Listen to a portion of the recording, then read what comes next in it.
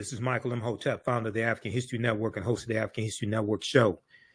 It is Sunday, June 9th, 2024, and we are live. Hope everybody's doing well today. We have a fantastic, exciting show planned today, and I'm going to deal with this nonsense that happened early in the week and this controversy from Representative Byron Donalds, Black Republican from Florida. We're going to talk about Representative Byron Donalds and Candace Owens are wrong about Black families, Jim Crow, man in the house rule, and welfare. Okay. And some of you all saw posted about this on my Facebook fan page, The African History Network, and my personal page, Michael Imhotep, IMHOTEP. So we have the flyer right here as well. You can check out. Okay. So I saw Byron Donalds on Joanne Reed's show on MSNBC, The Readout. I saw him on the Reverend Al Sharpton show on Saturday, June 8th. And so I saw his original comments as well. Roland Martin talked about him on Roland Martin Unfiltered. I was on Roland's show on Friday. We didn't get to it. He talked about it like the day before, something like that. And the reason why I wanted to deal with this is because some of these same Black conservative lies Candace Owens spewed on the Breakfast Club show with Charlemagne the God, and nobody there pushed back on her. This was back in March 2024. You know, we dealt with that here on the show also. I eviscerated her arguments here on the African History Network show and provided evidence to document what I was talking about. All right, so we're going to look at video of what Byron Donalds actually said, because he said people were lying about what he said, misquoting what he said, etc. Okay, and then we're going to go through and provide this history lesson and show why he said what he said, as well as things Candace Owens has been saying and other Black conservatives, why what they are saying is false. Okay, why what they are saying is false. So one of the first articles, and when I posted about this on Instagram, my Instagram page, Michael Imhotep, I read some articles that talked about this also. Like this is a good one from Politico.com. Byron Donalds expresses nostalgia for the Jim Crow era when, quote, the Black family was together, when the Black family was together. Now, he didn't say he wanted Jim Crow back. He didn't say Jim Crow was good for African Americans, but he implied that African American families were together during Jim Crow, and he implied somehow the Jim Crow era was better. And now the fake argument that these conservatives are trying to make is, especially African American conservatives, what they try to do is say that the policies of the Great Society program from Lyndon Baines Johnson, these policies harmed African American families, and therefore somehow African American families were better prior to these policies. Okay, so anti-poverty policies, welfare, different things like this. This is the argument that they try to make. Okay, and here's I'm going to go back to. I'll pull up the flyer once again that we have for today's show. This is straight out of the Black conservatives handbook. Okay, because they all make the same argument, and they usually don't provide any evidence to document what it is that they're saying. This is some of the same things that Candace Owens said on the Breakfast Club, and you hear other Black conservatives say similar idiotic things. They don't provide evidence to back it up. Okay, so let's look at this article here from Politico.com. Byron Donalds expresses nostalgia for the Jim Crow era when the Black family was together. The Trump surrogate's comments made during a Black voter outreach event in Philadelphia, a Black voter, this was a Republican Black voter outreach program effort that took place in Philadelphia, when he made these remarks that have gone viral and make he and these other Black Republicans look stupid. It sparked outrage from Democrats, but just outrage from African Americans in general. Now, this is a picture from the event. Now, this is Wesley Hunt, Black Republican from Texas, and Byron Donalds, Black Republican from Florida. Both of them just happen to be married to white women. Okay, I just wanted you to understand this. And you know, Roland and I, when I'm on Roland Martin Unfiltered, sometimes we'll go back and forth talking about these African American Republicans married to white women. And I think some people are missing my argument. The argument I'm making, I'm not saying somebody African American suffers from self-hatred because they marry somebody white or they marry outside of their race. That's not what I'm saying. What I'm saying, and I've been very clear on this, is when you exhibit anti-Black behavior, when you consistently vote on policies and advocate for policies that harm African Americans, and you vote against policies that are good for African Americans, when you have a history of doing that, when you suffer from anti-Black behavior and sentiments, oftentimes that anti-Blackness manifests itself in other ways. One of those other ways could also be in who you choose to marry, and marrying outside of your race, especially if you exclusively date white women. Okay. And also if you marry a white conservative that works in opposition to African Americans and advocates for policies in opposition to African Americans as well. Okay. For like Byron Donalds' wife does, as well as Jenny Thomas, Clarence Thomas' wife. Okay. Now, the other thing is all of these Black Republican, all these male Black Republicans in the House of Representatives and the one in the Senate. Well, let's just look at the House. Burgess Owens out of Utah, John James out of Detroit, Wesley Hunt out of Texas, Byron Donald out of Florida, and there's one other one, because there's 5 in the House. They're all married to white women. Senator Tim Scott, Black Republican from South Carolina, who's in the U.S. Senate, he's engaged to a white woman. Okay? Now, I'm not saying they suffer from anti-Blackness because they're married to white women or engaged to white women. I'm saying that because they suffer from anti-Blackness, you can easily see how they ended up with who they ended up with. That's what I'm saying. Okay, Representative Byron Donalds was on the defensive on Wednesday as Democrats attacked him for comments he made the night before on Tuesday. So this event took place on Tuesday, June 4th in Philadelphia, Tuesday, June 4th, in a gentrified area of Philadelphia, by the way. Okay, as Democrats attacked him for comments he'd made the night before praising Black families under the era of racial segregation in America. Okay, now he said during Jim Crow, the Black family was together, quote unquote.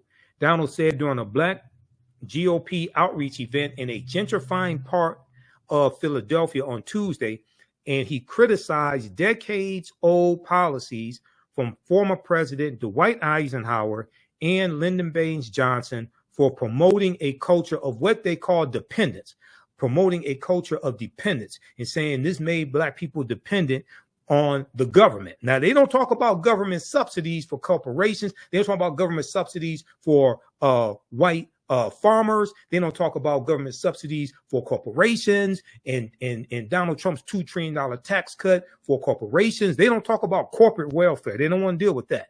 Okay. They just want to say, oh, these policies made African Americans dependent. That's false.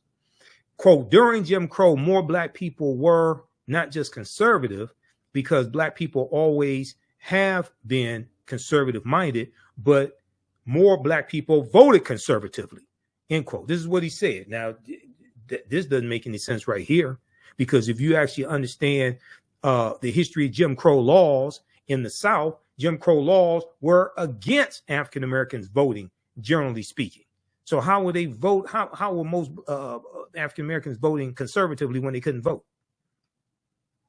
See, this is the nonsense that these black Republicans put out. Okay, so let's go and look at the actual video on his Twitter page to actually see what he said. Okay, because we don't want to give the wrong impression of what he said. So I want you to hear what he said. Okay, let's take a look at this. Now, this is his personal Twitter page at Byron Donalds. And this is from, he posted this June 5th. Okay, I think it was June 5th he posted this, because it took place on June 4th. Let's look at this here. I grew up with my mom. My dad and my mom, things didn't work out. As an adult, I look at my father and I say, bro, I don't know what happened, but you my father and I love you. Wow. I don't know what happened. I wasn't there. Wow. But I'm going to tell you this. Growing up, the one thing I knew I wanted to do, and this is not about my father, this is about what I wanted to do, is I wanted to be a father to myself. Wow. And so one of the things that's actually happening in our culture, which you're now starting to see in our politics, is the reinvigoration of black families with younger black men and black women. And that is also helping to breed the revival of a black middle class in America.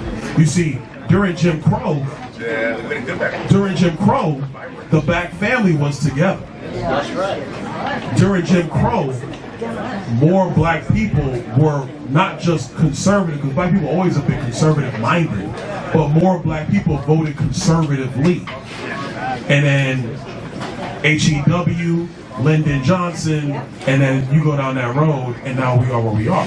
What's happened in America the last 10 years, and I say it because it's my contemporaries, it's Wesley's contemporaries, you're starting to see more black people be married in homes, raising kids. It's when you home with your wife raising your kids, and then you look at the world, you're saying, now wait a minute, time out. This does not look right. How can I get something to my kids? It goes back to the conversation of generational wealth. Not just having a job, generational wealth. I'm looking at my kids. How can my kids be on my shoulders when they take off in life? That's what's happening. Okay, so he mentions Jim Crow 3 times, talks about generational wealth. We're going to talk about that because household wealth for African Americans has increased 60% under the Biden-Harris administration. Byron Donalds doesn't want to talk about that.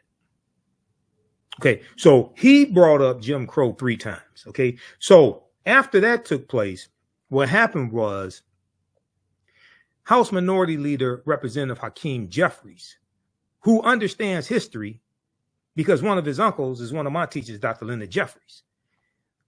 House Minority Leader Representative Hakeem Jeffries eviscerated Byron Donalds on the House floor. Here's what.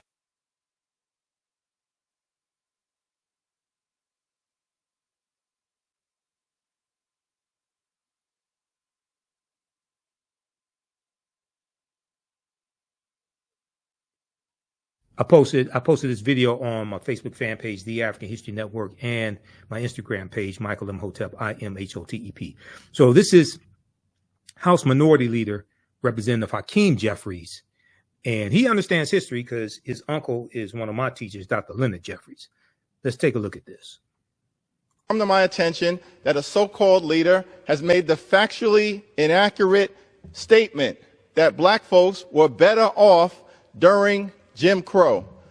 That's an outlandish, outrageous, and out-of-pocket observation. We were not better off when a young boy named Emmett Till could be brutally murdered without consequence because of Jim Crow. We were not better off when black women could be sexually assaulted without consequence because of Jim Crow. We were not better off when people could be systematically lynched without consequence because of Jim Crow. We were not better off when children could be denied a high-quality education without consequence because of Jim Crow. We were not better off when people could be denied the right to vote without consequence because of Jim Crow. How dare you make such an ignorant observation? You better check yourself before you wreck yourself. Okay, so then he quoted Ice Cube as well. Check yourself before you wreck yourself. So, all right. So that was Representative Hakeem Jeffries as well. And there's been a lot of backlash from this. Representative Jasmine Crockett was on MSNBC this weekend. I think she was on Alex Witt's show on MSNBC. I posted a clip from when Byron Donalds was on Joy and Reed's show, MSNBC. And it didn't go too well for Byron on Joy and Reed. Okay. Here's a clip from this, and this is on our Facebook fan page, also on my YouTube channel. Let me flip over to.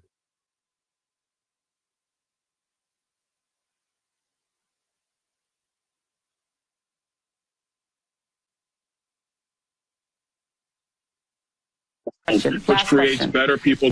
Last question, and then I'm going to let you go. Last question. We're out of time, but I'm going to give you one more question. During Jim Crow, could your family have existed? You are in an interracial marriage. Your wife is a white conservative activist. Could your family have existed at all during Jim Crow? No, it could not, Joy, and we all know that. But that's why I am blessed to live in America today as opposed to America during that time. But we cannot ignore the realities of not having fathers in homes. That is important for Black people today and all people today as we move forward for a better America. We are out of time. What I'm grateful for is that we do not live in the Jim Crow era and that fathers do not face the threat of lynching. I'm very grateful of that. Perhaps don't bring up Jim Crow when you're trying to make that example. Representative Byron Donalds, thank you for being here, and we'll be right back. Okay, so I saw the full interview that Byron did with Joanne Reed, and you see, so I posted this on my Instagram page. I put this caption here. Trump-loving Black Republican, and let me see if I can zoom in on this. It won't zoom in. Trump-loving Black Republican, Representative Byron Donalds, Republican of Florida, admits he is blessed to live in Joe Biden's America. He said he's blessed to live in America today, right, as opposed to America under Jim Crow. Oh, so you're blessed to live in Joe Biden's America. This is what you're saying. And Joy asked the question, could Byron Donalds' interracial family have existed during Jim Crow? We know the answer is no. If it did exist, he'd be running for his life. Okay, especially in the South. Okay, he'd be running for his life. And so it was a good interview that Joy did. Creates better people. It was a good interview that Joy did. Then Byron went on Reverend Al Sharpton's show on Politics Nation, MSNBC. He was on Saturday, June 8th, 2024. Okay. And I posted an excerpt of that clip as well. I'm going to show that to you. Also, thanks for all the birthday wishes, because my birthday was Friday, June 7th. So I've gotten couple of probably 300 birthday wishes on Facebook and got a few text messages, things like that. So thanks for the birthday wishes, everybody. Appreciate that. I turned 53. Okay, where did the time go? Okay, so here's a clip of Byron on Politics Nation. Here's a clip of Byron Donalds on Politics Nation with Reverend Al Sharpton from Saturday, June 8th, 2004.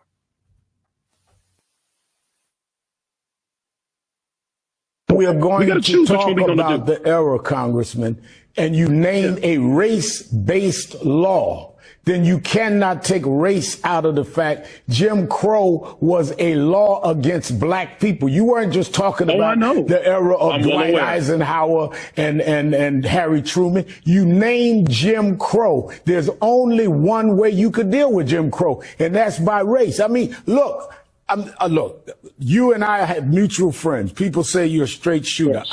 We may disagree on politics. I'm giving you the benefit of the doubt. But look, you were born in Brooklyn. You went down into the South, went to Florida State. You have an interracial marriage. You're the congressman of a district that's not a black district. I mean, how can you even live with yourself acting like Jim Crow was a good era or better era for blacks? What happened to you? Okay, that's real cute. That's real cute. I did not say that. And I'm not going to sit here and have to insinuate that against you. Because right now you're lying about what I said. I did say Jim Crow. I did reference it 3 times. That's not to say that it was better. I never said that. Those words never came out of my mouth. When are you going to get that through your skull and everybody else's skull? I never said that. And the difference between me and a lot of other Republicans, I'm not going to sit here. You said it was better for us. I'm not going to let you lie under Jim Crow to bring families together. Did you say that? Hakeem Jeffries was lying. The Biden campaign was lying. Go look at my words.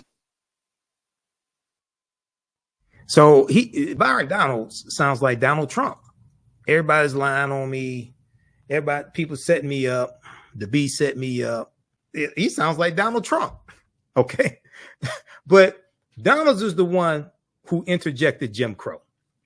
And they did that for a reason. It's just like when Candace Owens said, we had African Americans had a higher marriage rate during slavery than they do today. Like, you trying to say slavery was a good thing? You want to bring slavery back?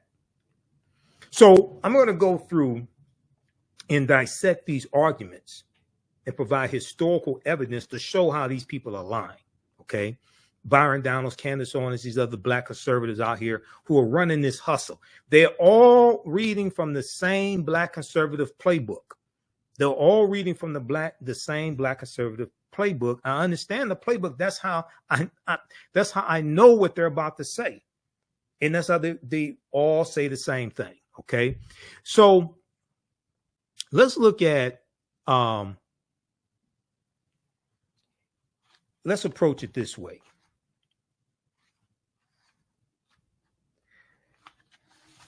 You have them saying things like African Americans had a higher marriage rate prior to the Great Society programs in 1964 and President Lyndon Baines Johnson. And it was these programs, it was the welfare program that pushed African American men out of the homes, things like this. We've all heard variations of this nonsense, right? Okay, so let's look at some evidence. Now, when I did my takedown of Candace Owens, and that video has been viewed over 50,000 times on our YouTube channel, Michael Imhotep, when I did the original video, and then I did a shorter segment dealing with how Candace Owens is wrong about the man in the house rule. That's on our Facebook and YouTube pages. This was one of the articles that I talked about to provide some historical evidence, right? This is a good article from theroot.com, theroot.com. I'm not a big fan of the Root, but every now and then they do have some good articles. This is an article from June 17th, 2011. June 17th, 2011, by Cynthia Gordy, called Welfare, Fathers and Those Persistent Myths. Welfare, Fathers and Those Persistent Myths. And also when they talked about HEW, That's health, education, and welfare. It's dealing with policies under, the Great Society program from President Lyndon Baines Johnson. We're going to go through and look at some of those Great Society programs as well. Does the state discourage poor fathers from being present in their children's lives? There are the emblematic images like Diane Carroll as a single mother on welfare in the 1974 movie Claudine. Most of us have seen that movie Claudine, co-starring James Earl Jones. She was struggling to hide her boyfriend, James Earl Jones, from the white social worker, okay? Urban legends tell of man in the house rules that prohibit men from living under the same roof as moms who receive public assistance. Between media images, half-truths, and also well-meaning but flawed policies, the belief that the welfare system undermines poor families has been entrenched in the public mind for decades. All of us realize the critical importance of fathers in the home, said Ron Sims, Deputy Secretary of HUD, Housing Urban Development at the time. This is under the Obama administration. Secretary of HUD, he told theroot.com at the time, quote, "We want fathers to understand that they are welcome at our housing authority sites and that we want them there to play meaningful roles in raising their children and supporting the women that they've been with," end quote. Now, clearing up misconceptions. They have this section here in this article. Clearing up misconceptions. Let me scroll down to this right here. A particular fact that those giving the side eye to the American welfare system often trot out is that in 1890, married couples headed 80% of all Black households. Okay, so this is during the Jim Crow era, 1890. This is the same year of the Mississippi State Convention, where they rewrote the Mississippi State Constitution to impose poll taxes and literacy tests, property ownership requirements to be able to vote, to suppress the African American vote. Okay, this is that same year. This is during the Jim Crow era that Byron Donalds said Black families were in the home. See, they all these Black conservatives play from the same playbook. And I've been on panel discussions with them, blew them away because I'm a historian. I know they're lying. Read this article right here from the Washington Post. The Mississippi plan to keep Blacks from voting in 1890. We came here to exclude the Negro. We came here to exclude the Negro. This talks about what happened at the Mississippi State Constitution. This article is from May 1st, 2021 by Ronald G. Schaefer. And one of the things it talks about was Solomon Saladin Calhoun, who was a white county judge who presided over the Mississippi State Convention. And he said bluntly why they were there. Okay, he said, let's tell the truth if it burst the bottom of the universe. We have come here to exclude the Negro. Nothing short of this will answer. All right. And the delegates eventually adopted a literacy test and a poll tax geared to suppress the Black vote in a state with a Black majority.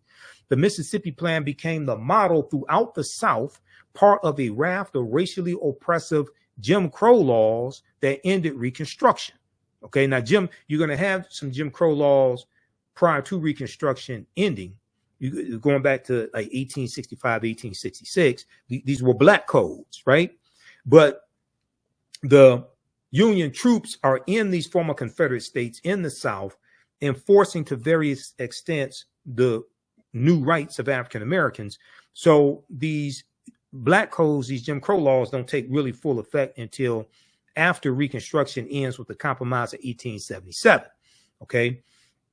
And then you're going to have these state constitutions, Mississippi, 1890, South Carolina, 1895, Louisiana, 1898, Alabama, 1901, etc., Oklahoma, Georgia, etc. Okay. All right. So it's important to understand this period of time, talking about Jim Crow, this and then into the early 1990s prior to 1964. It's going to be the Civil Rights Act of 1964, then the Voting Rights Act of 1965 that strike down Jim Crow laws and strike down these laws that put obstacles in the way of the 15th Amendment to the U.S. Constitution. Mississippi's 1890 convention sought to find a way around the 15th Amendment to the Constitution, which gave African Americans the vote. Okay. It guaranteed, the 15th Amendment of 1870 guaranteed the right to vote for African American men. African American women did not get the right to vote until the 19th Amendment of 1920, but the majority of African Americans still lived in the South in 1920, 1930, 1940. So the majority of us could not vote in the Jim Crow South, even though Byron Donalds said the majority of us voted conservatively during Jim Crow. Most of us could not vote during Jim Crow. Just 2 decades earlier, the Mississippi State Legislature had made history by electing Hiram Rhodes Revels to the U.S. Senate. That was in 1870. Okay, he was the first African-American member to serve in either house of Congress, but that moment of racial progress quickly vanished. This is Hiram Rhodes Revels right here. That moment of racial progress quickly vanished after President Rutherford B. Hayes removed all federal troops from southern states in 1877 because he was the Republican candidate for president. Neither Rutherford B. Hayes nor Samuel J. Tilden, the Democratic president in the 1876 presidential election, had enough electoral college votes to become president-elect. There was a backroom deal at the Wormley Hotel in 1877 where Republicans agreed to Rutherford B. Hayes will remove the Union troops out of the South if the Democrats did not contest him becoming president. And this is what happened. And this ends Reconstruction. Now there's racial violence that's take place that contributes to Reconstruction in 1877. There's an economic depression in this country going back to 1873 called the Panic of 1873. Then in 1874, Democrats take back control of the House of Representatives for the first time since prior to the Civil War, which began in 1861. And because of this economic depression that's taking place, 1876, you have 14% unemployment rate in the country. You have hundreds of businesses, actually thousands of businesses that have closed, things of this nature. Then there were allegations of corruption against President Ulysses S. Grant. So these are contributing factors to Republicans losing power, but also as we go further into the mid 1870s and leading up to 1877, there is a decreasing commitment from Republicans to continue to enter into racial conflicts in the South. Okay, so for instance, in 1871, when you have the Ku Klux Klan Act of 1871, and President Ulysses S. Grant declares martial law in 9 counties in South Carolina. Right, to intervene on behalf of African Americans. But then when the Clinton, Mississippi riot of 1875 takes place in Clinton, Mississippi, President Ulysses S. Grant institutes his non-intervention policy because they got tired of intervening into racial conflicts in the South, and there was a declining commitment from Republicans to keep doing this. Okay. So this is going to lead up to 1877 and the Compromise of 1877. Okay. And I encourage people to, if you read the Smithsonian Mag, read the article when you look at why the Department of Justice was created. It was created in 1870.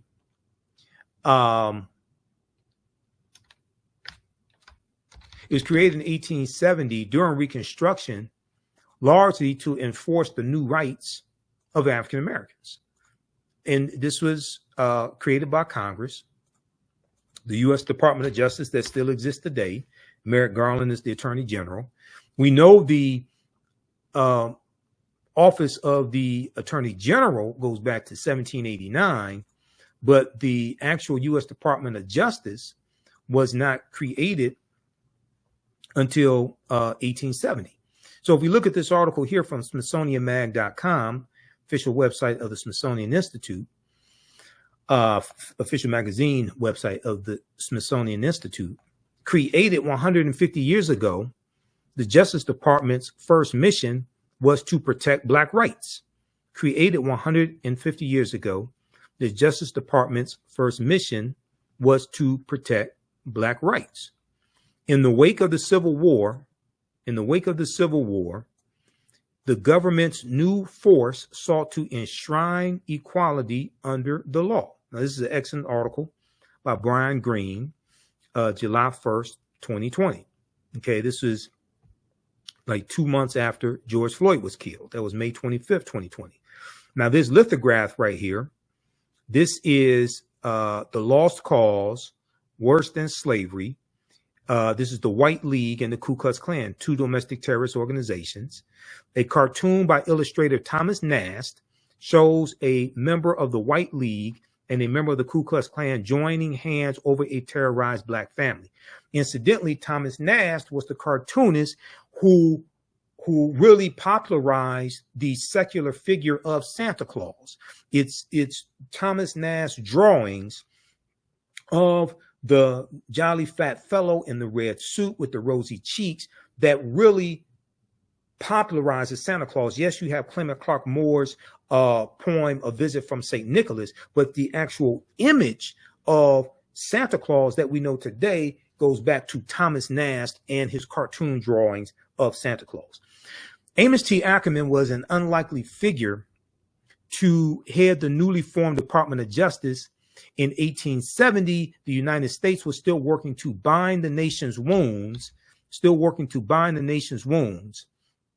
torn open by the Civil War. During this period of Reconstruction, which is 1865 to 1877, the federal government committed itself to guaranteeing full citizenship to all Americans, regardless of race. At the forefront of that effort was Amos T. Ackerman, a former Democrat and enslaver from Georgia, a former slave owner and a former officer in the Confederate Army. Though the United States had an attorney general since the formation of the government in 1789, none had been empowered with the full force of a consolidated legal team quite like Amos T. Ackerman, and none had the monumental task of enforcing the 14th Amendment of 1868 and the 15th Amendments of 1870 and new legislation delivering long overdue rights to 4 million formerly enslaved Black men and women. This department's work on behalf of the emancipated population was so central to its early mission that Amos T. Ackerman established the department's headquarters in the Freedmen's Savings Bank building. The Freedmen's Bank, created in 1865 as an act of Congress. We know the Freedmen's Bank is going to collapse in 1874. There's mismanagement, corruption.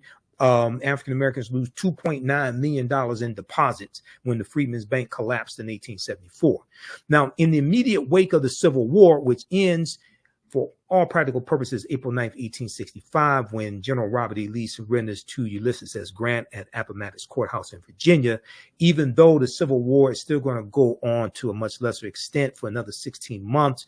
It ends officially August 1866, when President Andrew Johnson, who succeeded Lincoln when Lincoln was assassinated in April 1865, President Andrew Johnson announces an official end to the Civil War in August of 1866.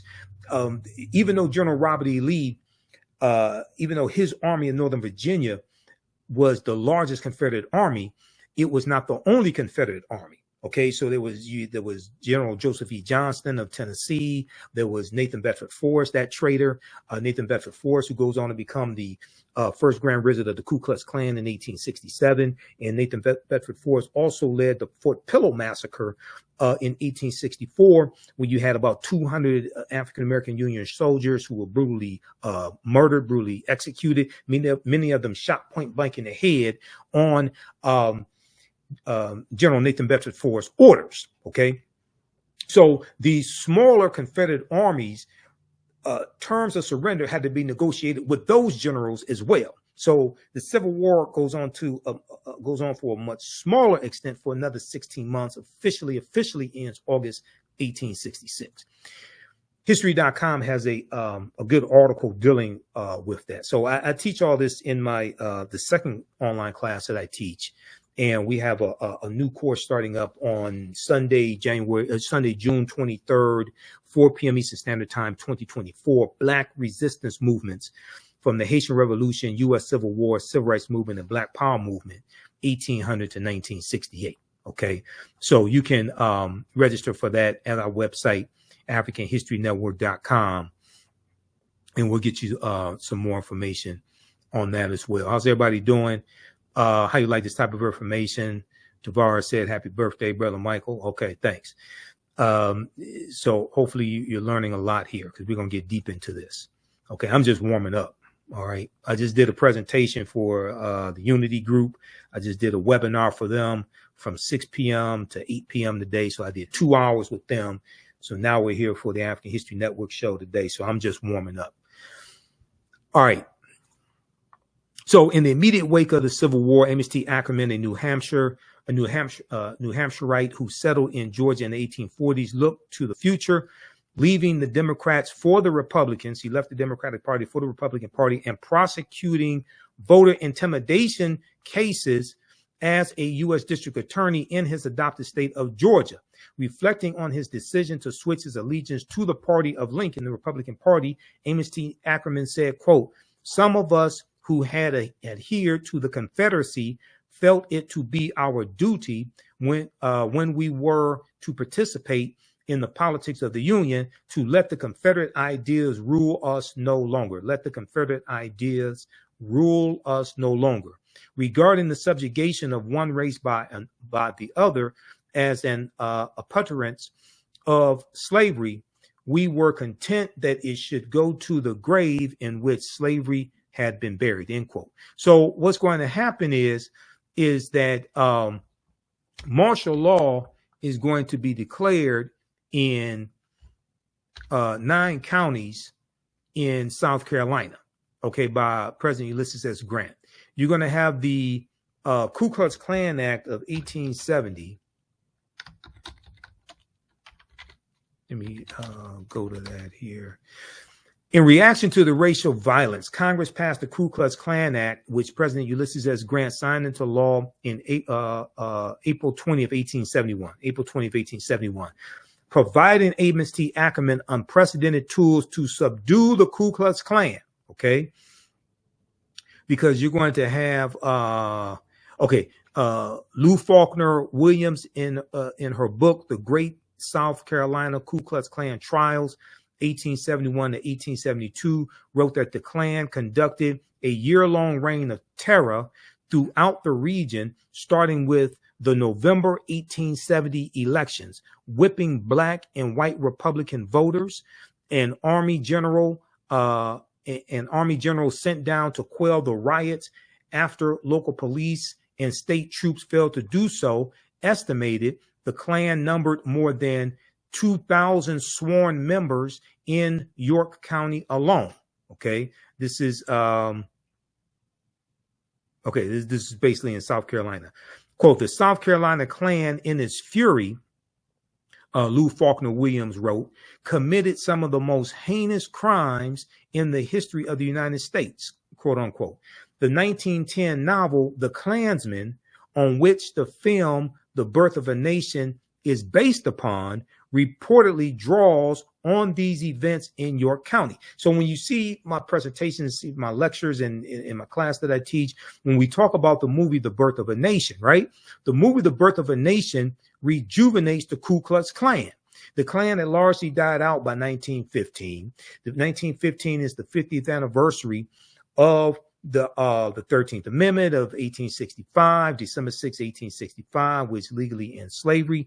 And we know the Ku Klux Klan is founded December 24th, 1865 on Christmas Eve, right?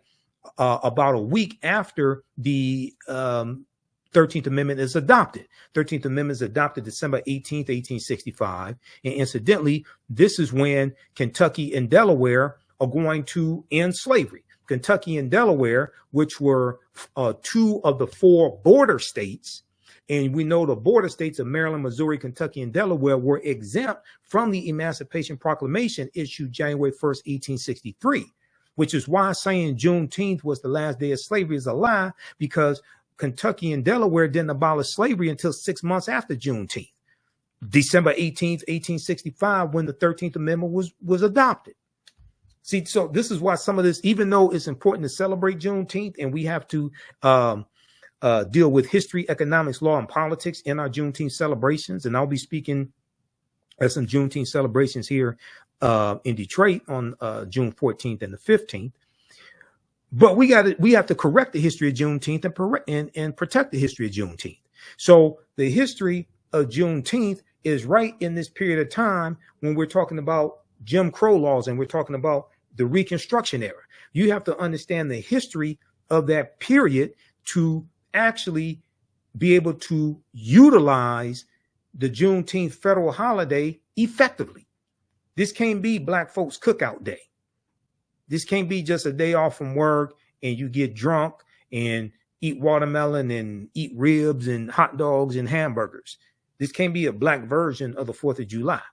This has to be much more significant, much more important. All right. So, long story short, the Birth of a Nation rejuvenated the Ku Klux Klan. All right.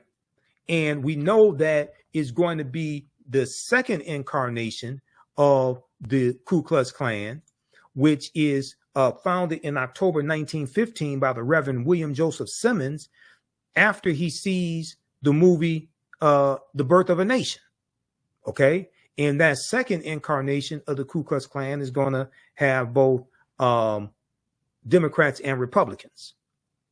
Okay. Just so people, because a lot of people say, oh, the Democrats created the Ku Klux Klan. You had white supremacists that didn't belong to any party that were members of the Ku Klux Klan, if you want to tell the truth about it. Okay. Now, hold on. There was an article I was just about to show you. Where did that go? Right here. The Ku Klux Klan Act of 1871 is still on the books. A lot of people may not know this. It's still on the books. And if we look at this article from August 1st, 2023, see, this is why a lot of Black Republicans don't want you to know this. They get their talking points from white Republicans, and they teach them very well. They teach them very well. Okay. This is why they don't want you to understand this history, because if you start studying this history, then you start studying law. Donald Trump is charged under civil rights law used to prosecute KKK violence.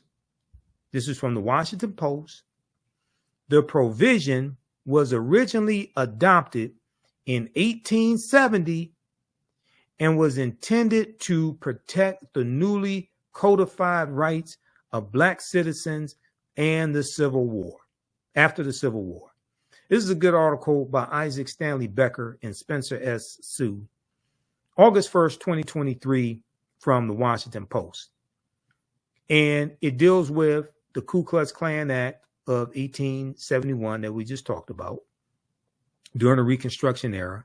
And even though there's a third of the Foreign Enforcement Acts of 1870, Ku Klux Klan Act of 1870, and Ulysses S. Grant declares martial law in 1871.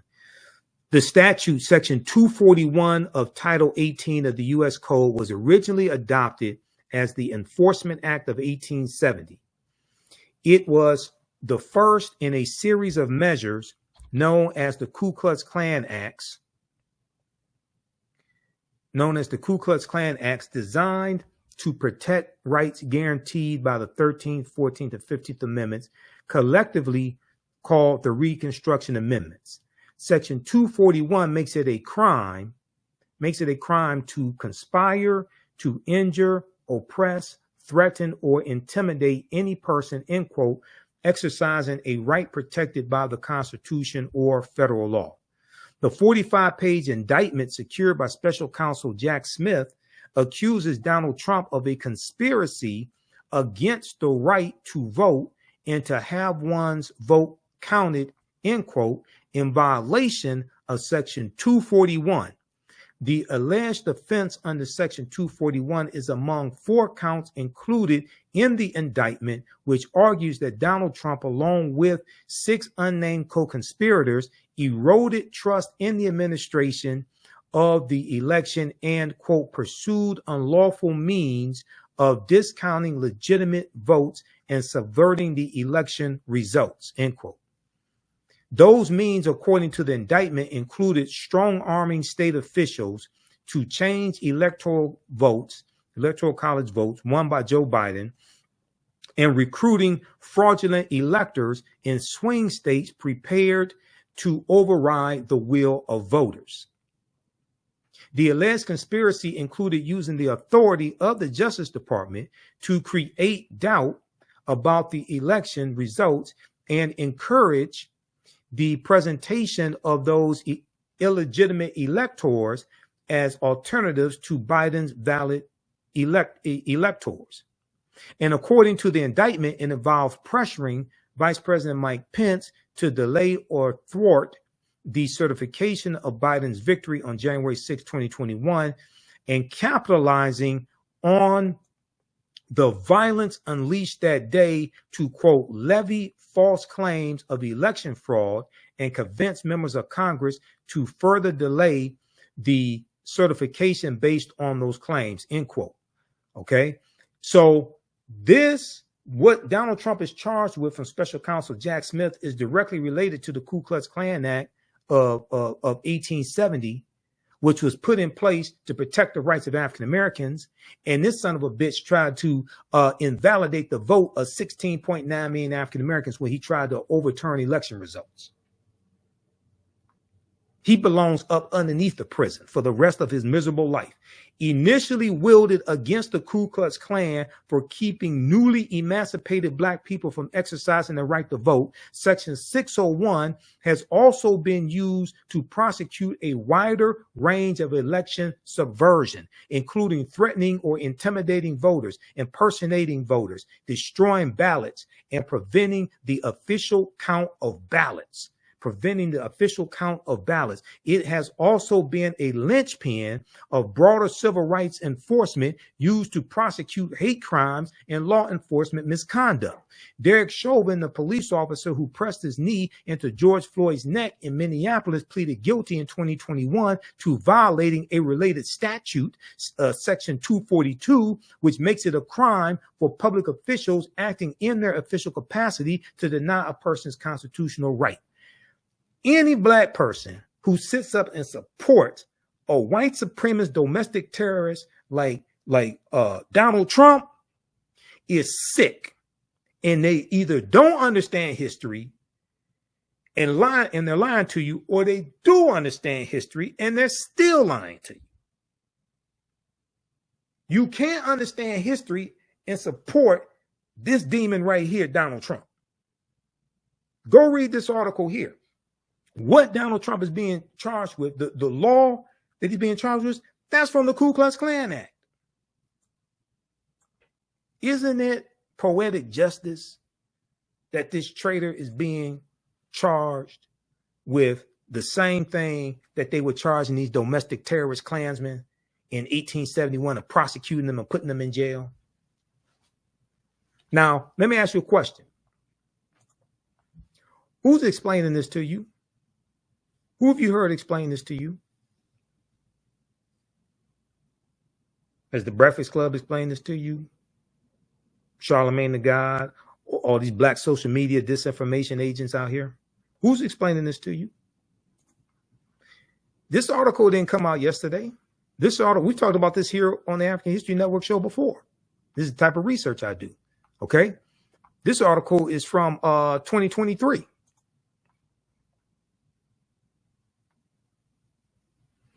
All right, let's continue. But read this article. Trump is charged under civil rights law used to prosecute KKK violence. No wonder MAGA is attacking the way history is taught in schools, and they're attacking affirmative action and diversity, equity, and inclusion, and anything that would teach us to understand the law. Because when I teach about political self-defense, it deals with understanding laws and policies, how they affect African Americans, and how to disarm these people of these laws and policies that they're using to attack us, and how to reverse that and use these laws and policies against them. Politics is the legal distribution of scarce wealth, power, and resources, and the writing of laws, statutes, ordinances, amendments, and treaties, their adoption, interpretation, and enforcement. This is law still on the books right now that goes back to the Reconstruction era. The U.S. Department of Justice was created largely to protect the new rights of African Americans. And if Donald Trump wins the presidency again, he's going to gut and neuter the Department of Justice. They're not going to prosecute police officers. They're not going to enforce a lot of these rights. They're going to weaken the Civil Rights Department of the Department of Justice. And he's going to use the Department of Justice against his quote unquote enemies, who are really people just following the law, holding his crooked ass accountable.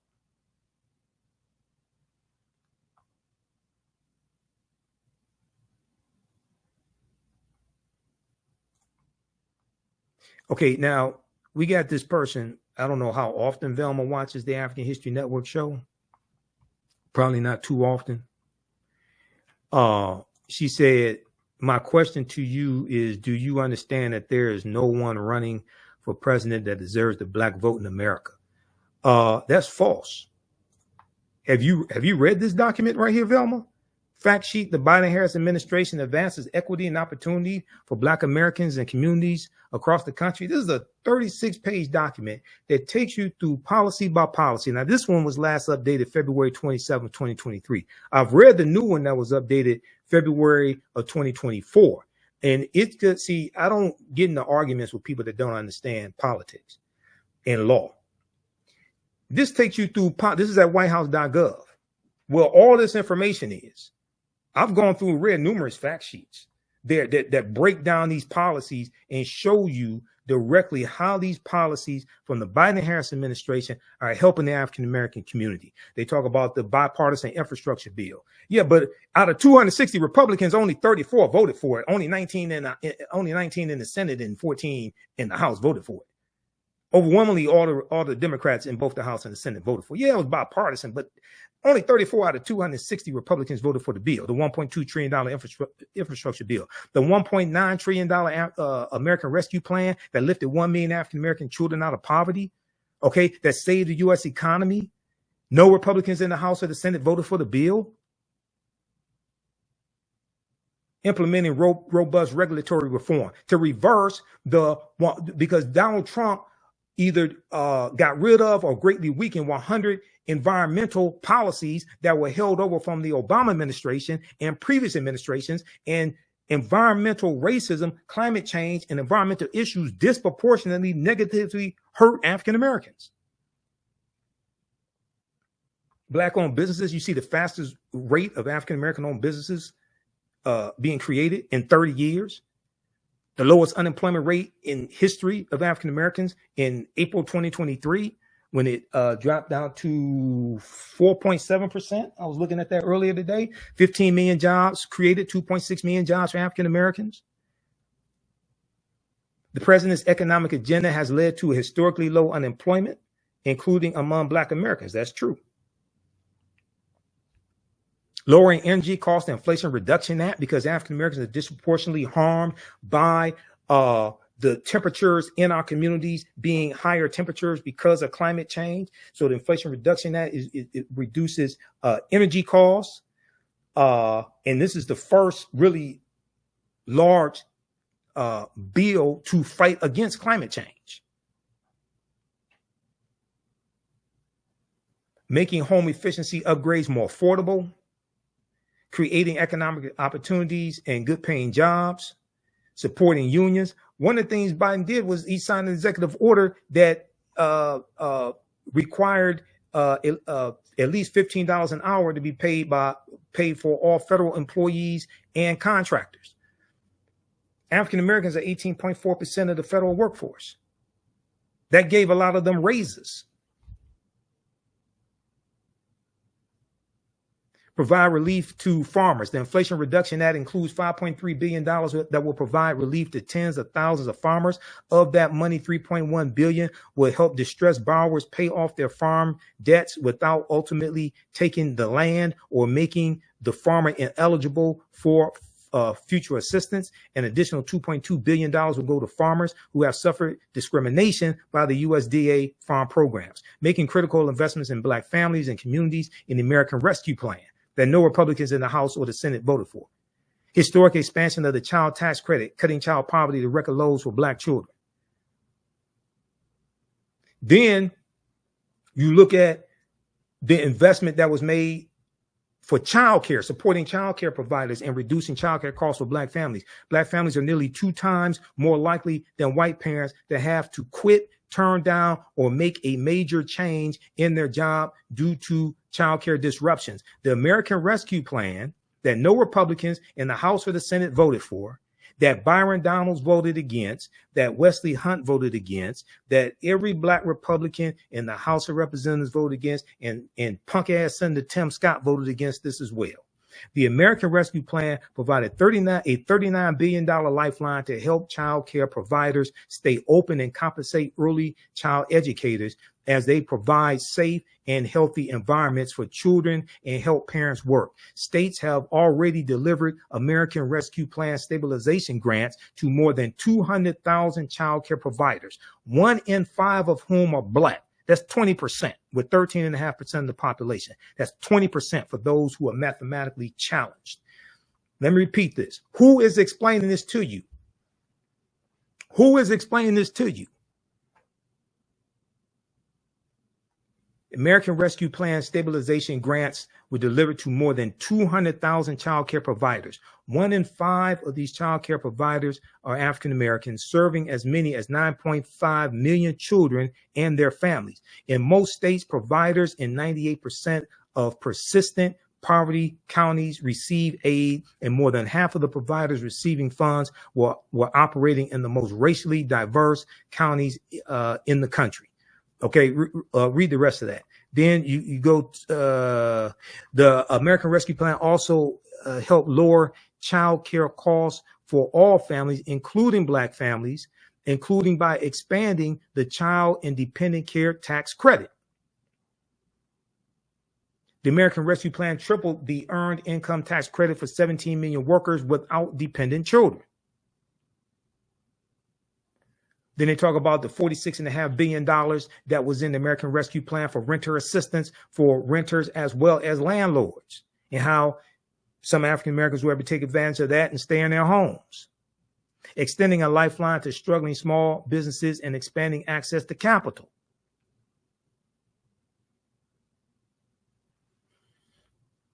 All right, so read the rest of this. This is a 36-page document here. It goes through category by category, policy by policy, and shows you how these policies are helping the African American community. Now, go look at what Republicans are talking about. Most of them are against these policies. Most of them voted against this stuff, trying to undermine it. Student loan debt forgiveness. You have like over 5 million people that receive student loan forgiveness, about $163 billion now. Okay. It would have been more But Donald Trump's 6-3 conservative Supreme Court struck down Biden's executive order on student loan forgiveness that would have moved 500,000 African-American families from a negative net worth to a positive net worth, because Republicans don't support student loan forgiveness. Now, they supported forgiving the personal protection loans for COVID, because some of them got those loans. Some of them got loans forgiven for $100,000, $200,000, $300,000. Some Republicans in Congress.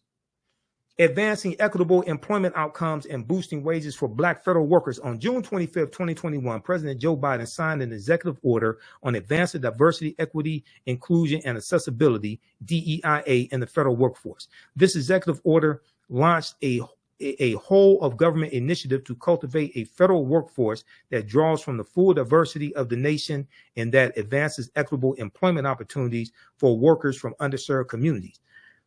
Okay, right here. This is what I was talking about. Further, the president has taken a series of executive actions leading to a $15 minimum wage for employees of federal contractors and federal employees. These actions impacted more than 370,000 workers in 2022 alone, including Black workers who disproportionately make up this population, because African-American workers are 18.4% of the 370,000 workers, helping to address long-standing wage disparities, reversing decades of disinvestment through the bipartisan infrastructure bill, because there's money in the infrastructure bill that most Republicans didn't vote for that would not only replace lead pipes, like in Flint, Michigan, that desperately needs it, but also 3,000 communities across the country that had higher lead levels than Flint, Michigan did. But one of the things it's also going to do is it's going to repair the damage that the expressways did that separated African-American communities. When the U.S. Interstate Highway Acts in 1952 and 1956 drove 41,000 miles of interstate highways all across the country, okay, and it ran through 1,600 African-American communities, disrupting African-American communities. One of them was the Black community where the top supermarket was and is, that was shot up by the shooter in Buffalo, New York. That was an area, that was an African-American community that was bisected by the highways. One of the things that this $1.2 trillion infrastructure bill is doing, because 56,000 is over $400 billion so far that has funded 56,000 construction projects across the country. They have information about that at whitehouse.gov. One of the things that this infrastructure bill is going to do is reconnect Black neighborhoods divided by legacy highway infrastructure. Now, you got a lot of Republicans that don't want to even acknowledge the damage the expressways did. And most Republicans did not vote for the infrastructure bill. Now, they're there at the groundbreaking in their district and in their state, and at the ribbon cutting, the groundbreaking, all that, smiling and grinning. But most of them voted against this bill that provided the funds for the infrastructure project that's in their district.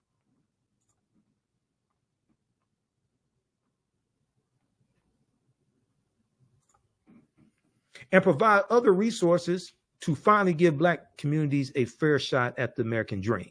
So we need this and more, yes, but most Republicans voted against what you got and will nullify it and take it away if they take back full control of the Senate, expand their margins in the House, and take back the White House.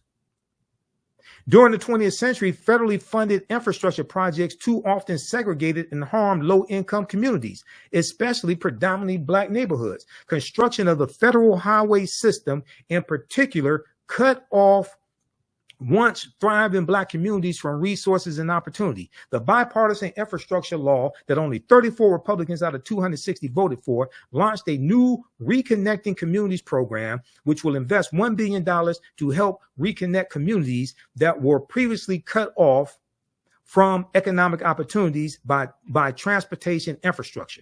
In addition, the Inflation Reduction Act includes $3 billion for the Neighborhood Access and Equity Grant Program to help advance transportation projects in disadvantaged or underserved communities. Over the past year, Department of Transportation has awarded grants to multiple projects to reconnect communities, including an interstate capping project in Atlanta, a Greenway project in St. Louis, and the I-375 Detroit Community Reconnection Project right here in Detroit, right near where I live. Read the rest of this.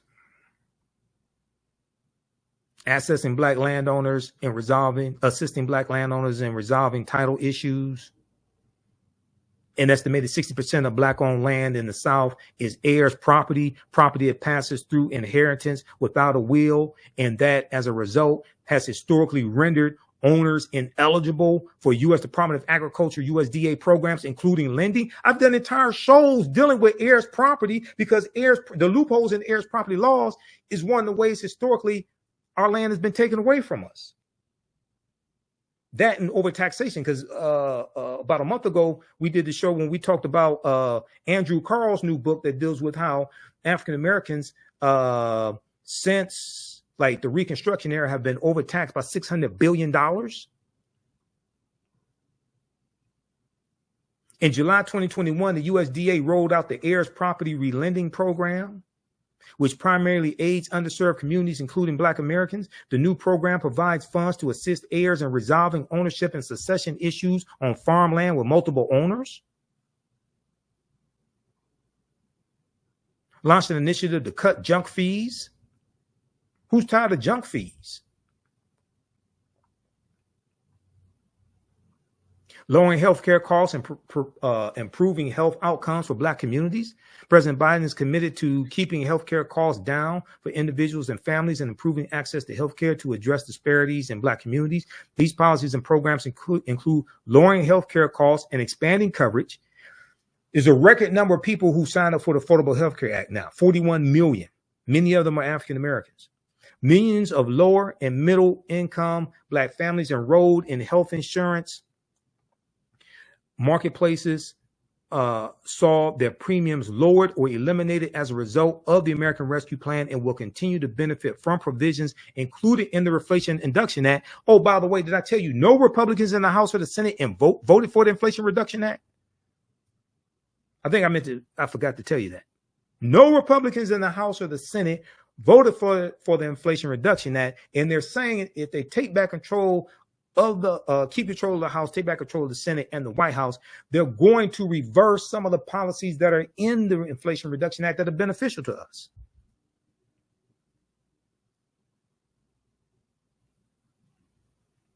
Almost 3.9 million Black people were uninsured in 2019 before President Biden took office, and over 570,000 Black people fell into the Medicaid coverage gap and were locked out of coverage because their state refused to expand Medicaid under the Affordable Care Act.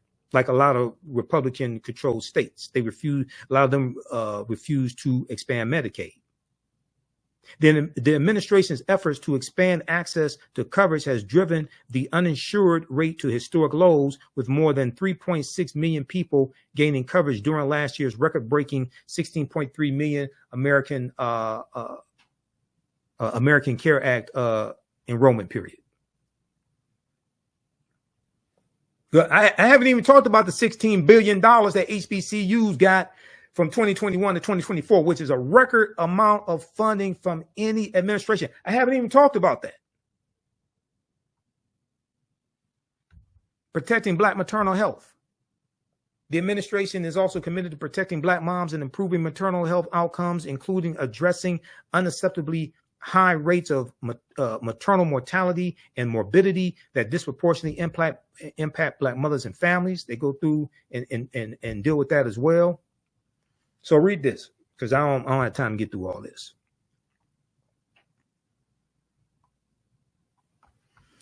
This is at whitehouse.gov. Now, this version was last updated February 27, 2023. The new one, they've consolidated this and streamlined it, so it's like 9 pages. That was updated February 2024. The Biden-Harris administration advances equity and opportunity for Black Americans and communities across the country. So when people say nobody has earned our vote, I don't know what the hell you're talking about. I really don't. You obviously have not read this. I can take you through these policies and break this stuff down. I don't know what you're talking about. But I can tell you what Republicans would do if they take back control of all this. They're going to reverse this stuff. And all you got to do, if you haven't read Project 20, if you don't know about Project 2025, I don't know what rock you're living up under. But that's like game over right there. Do you realize if Donald Trump becomes president again, he can get 2 more Supreme Court justices confirmed, which would be 5 out of 9. And these are lifetime appointments, because if he gets reelected, Justice Roberts and Clarence Thomas are going to resign because they're going to step down because they're old. And Trump will appoint some young ultra conservatives in their 30s that could be there for the next 50 years ruling on cases. So play around if you want to. This is straight up war. Play around if you want to. This is why this chicanery and skullduggery of a Byron Donalds and Candace Owens is so pernicious, because I know they're lying. And I can prove it. And they're working on behalf of these crazy MAGA people like Trump and his cronies.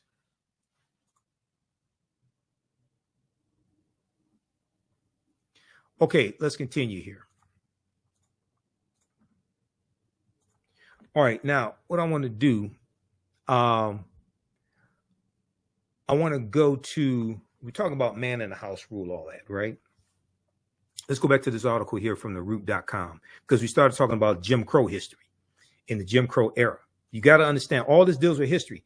Your understanding of politics is directly related to your understanding of history. I can listen to what people say and tell what they haven't read. And I can tell what they don't understand history. Okay? So let's go back to this article from theroot.com, which breaks this down, called Welfare Fathers and Those Persistent Myths. Welfare Fathers and Those Persistent Myths, by Cynthia Gordy. Okay, we're going to go to the section that deals with clearing up misconceptions. A particular fact that those giving the side eye to the American welfare system often trot out is that in 1890, the same year as the Mississippi state constitution was voted on and written at the Mississippi State Convention. That's how we got on that whole topic. 1890, married couples headed 80% of Black households. 1890, married couples headed 80% of Black households. The figure held constant over the next 7 decades through 1960. However, by 1970, after President Lyndon Baines Johnson established social reforms like WIC, the special supplemental nutrition program for women, infants, and children, food stamps, Medicaid, and public housing projects, Black families with mothers and fathers at home have fallen to 64%. Black 2-parent homes continue to plummet over the next 20 years, hitting 38% in 1990, where it has since remained. Okay, now it's gone up since then. This article is from 2011. I got some other evidence from the U.S. Census Bureau. It's gone up since 1990. Okay, Black 2-parent homes continue to plummet over the next 20 years, hitting 38% in 1990. But Andrew Billingsley, a sociologist, acclaimed for his pioneering work tracing the African-American family, attributes the abrupt change in family structure not to welfare policies, but to rising unemployment. Not to welfare policies, but rising unemployment. He's absolutely correct on this. I talked about this when I went through and deconstructed and destroyed Candace Owens' Breakfast Club argument. Quote, what happened in the mid-1950s were technological changes that abolished unskilled jobs that most black men could do and created high-tech jobs that they couldn't do. Okay, he's absolutely correct on this. Okay, and I've talked about this before. What happened in the mid-1950s were technological changes that abolished unskilled jobs that most black men could do and created high-tech jobs that they couldn't. Andrew Billingsley, sociologist, told TheRoot.com, explaining that the advent of efficient goods-producing machines drove millions of black men out of the stable blue-collar workforce. Quote, that's what kept black families from getting and staying married, not the welfare system. To say otherwise is a misunderstanding of the data, and it's a misreading of history, end quote. He's absolutely correct. I'm going to show you some more evidence on this. On the subject of common misconceptions about public assistance, HUD, Housing and Urban Development, would like to clarify that there is no public housing eligibility requirement that excludes couples. There is no public housing eligibility requirement that excludes couples. Some states used to apply such regulations, but the U.S. Supreme Court struck down those regulations in 1968. Uh-oh. Whitney Houston, we have a problem. So now, why didn't Candace Owens tell you this on the Breakfast Club interview? Why didn't Byron Donalds tell you this when he was sitting there in Philadelphia smoking a cigar with Wesley Hunt, talking about Jim Crow? And our families were together in Jim Crow. Why didn't Byron Donalds tell you about this? Why didn't Larry Elder and all these other black conservatives out here? Why don't they tell you? And Senator Tim Scott? Because they all read from the same playbook.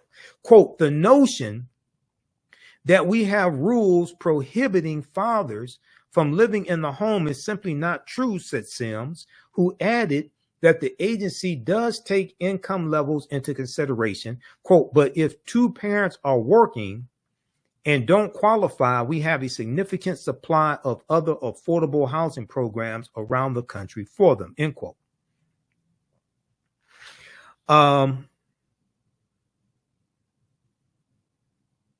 Another idea swirling around is that people convicted of crimes are not eligible for public housing. Quote, under the national policy, there are only 2 crimes for which we prohibit anyone from coming in, and that's if you sold methamphetamine. Now, this is as of 2011 when this article came out. I'm not sure if this has been updated. The policy: if you sold methamphetamine, or if you are a lifetime registered sex offender. Okay, if you sold methamphetamine, or if you are a lifetime registered sex offender, Sims explained. Yet local authorities can set other standards, and some do bar applicants with records. Quote, our goal is family reunification. We've let local housing authorities know that we want that changed, end quote, said Sims. Okay, now, so read the rest of this article here. Welfare fathers and those persistent myths. Welfare fathers and those persistent myths. And I want to look quickly here at the man in the house rule, because this is some nonsense that Byron Donalds, when he was there in Philadelphia smoking a cigar, but in other, since that took place in other media appearances where he tried to defend what he said, he talks about the policies from Lyndon Baines Johnson and Great Society programs and how it broke up black families, things like this. Okay, so let's look at this piece here from encyclopedia.com, which deals with the man in the house rule.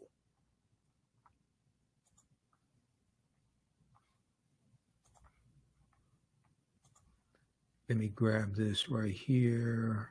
Just a second. Okay. Because I haven't heard anybody else talk about this.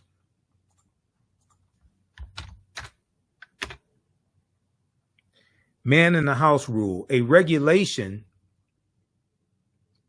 that was formally applied in certain jurisdictions that denied poor families welfare payments in the event that a man resided under the same roof. Now, keep in mind, like I just said, this was struck down by the U.S. Supreme Court, 1968. Nobody talks about this. I don't understand why.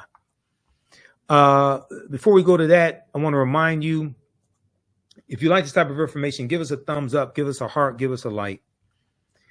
You can register for my online history courses, and you're going to learn so much. If you learn a lot from this broadcast here, you're going to learn so much from my online history classes.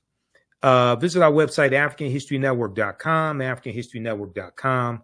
I'm speaking at the Juneteenth celebration taking place at the Motown Museum, Jubilee Detroit weekend. Visit JuneteenthJubileeDET.com. Friday, June 14th, event is 6 p.m. to 10 p.m. So I'll be speaking for a little bit there, giving a brief history of Juneteenth. Dancing in the Street, Motown Museum, 2648 West Grand Boulevard, Detroit, Michigan. We have the information at our website, AfricanHistoryNetwork.com. Then Saturday, I'm on a panel discussion at 3 p.m. The event is 12 noon to 6 p.m. Saturday, June 15, 2024. Liberation for Life at the Joseph Walker Williams Community Center, 8431 Rosa Parks Boulevard, Detroit, Michigan. A family fun day to promote health, wealth, and education. And then Sunday, June 16th, 12 noon to 6 p.m., Freedom Festival, Eastern Market District. I'll be there as well. I probably won't be speaking there. I'm speaking Friday and Saturday, but we'll see what happens Sunday. Okay, so we have the information at our website, AfricanHistoryNetwork.com. Visit Juneteenth Jubilee DET.com for more information. My Saturday class is Ancient Kemet, the Moors, and the Ma'afa. Understanding transatlantic slave trade, what they didn't teach you in school. We deal with thousands of years of history, what leads up to transatlantic slave trade taking place. You can register right now for it and watch the previous class sessions. We do the sessions live. All the sessions are archived and recorded. You can go back and watch it anytime. Even after the course is over with, you still have full access. Our next class is Saturday, June 22nd, 4 p.m. Eastern Standard Time. Click right here to register here. We have the class lesson plan here that you can download, and it goes through and gives an overview of the topics for each class. We look at 200 slides that I put together, 80 to 100 articles. There are 15 books that we reference. You don't have to buy any books to follow along in class. Then the second class that I teach that's starting up Sunday, June 23rd, 2024, 4 p.m. Eastern Standard Time, Black Resistance Movements from the Haitian Revolution, U.S. Civil War, Civil Rights Movement, and Black Power Movement, 1800 to 1968. Okay, we go through and look at this history chronologically, year by year, and look at what leads to the Civil War taking place. We studied the Reconstruction era, Jim Crow era, Civil Rights Movement, Black Power Movement, 1800 to 1968, to look at what happened to us after slavery ended, what were the laws and policies put in place to bring us to where we are today, to understand where we need to go from here. So you can register for this class is on sale, $80. Then we have the course bundle. Click right here, register for the course bundle. You get both classes. Also, the course bundle that is $120, okay, for both classes. All right, click right here for the course bundle. Okay, so let's look at this here. Man in the House rule. Also, if you want to support the African History Network, you can do that through Cash App and PayPal. We definitely need your support. This helps us to keep doing the research, pay some of the bills, pay for these services that I use. It's not free to do what I do. It's not free to do the research that I do. $ TheAHNShow through Cash App and through PayPal, paypal.me/TheAHNShow. Click right here, Cash App, and this has our QR code. These other ones here are fake African History Network Cash App accounts that I'm trying to shut down There's about 5 fake ones out there. This is ours. When you go to it, it'll say Michael. It'll probably show my picture there. But we have the link right here on our website. So, you know, you're dealing with me. Okay. So let's look at this here. Man in the house rule. And this is from encyclopedia.com.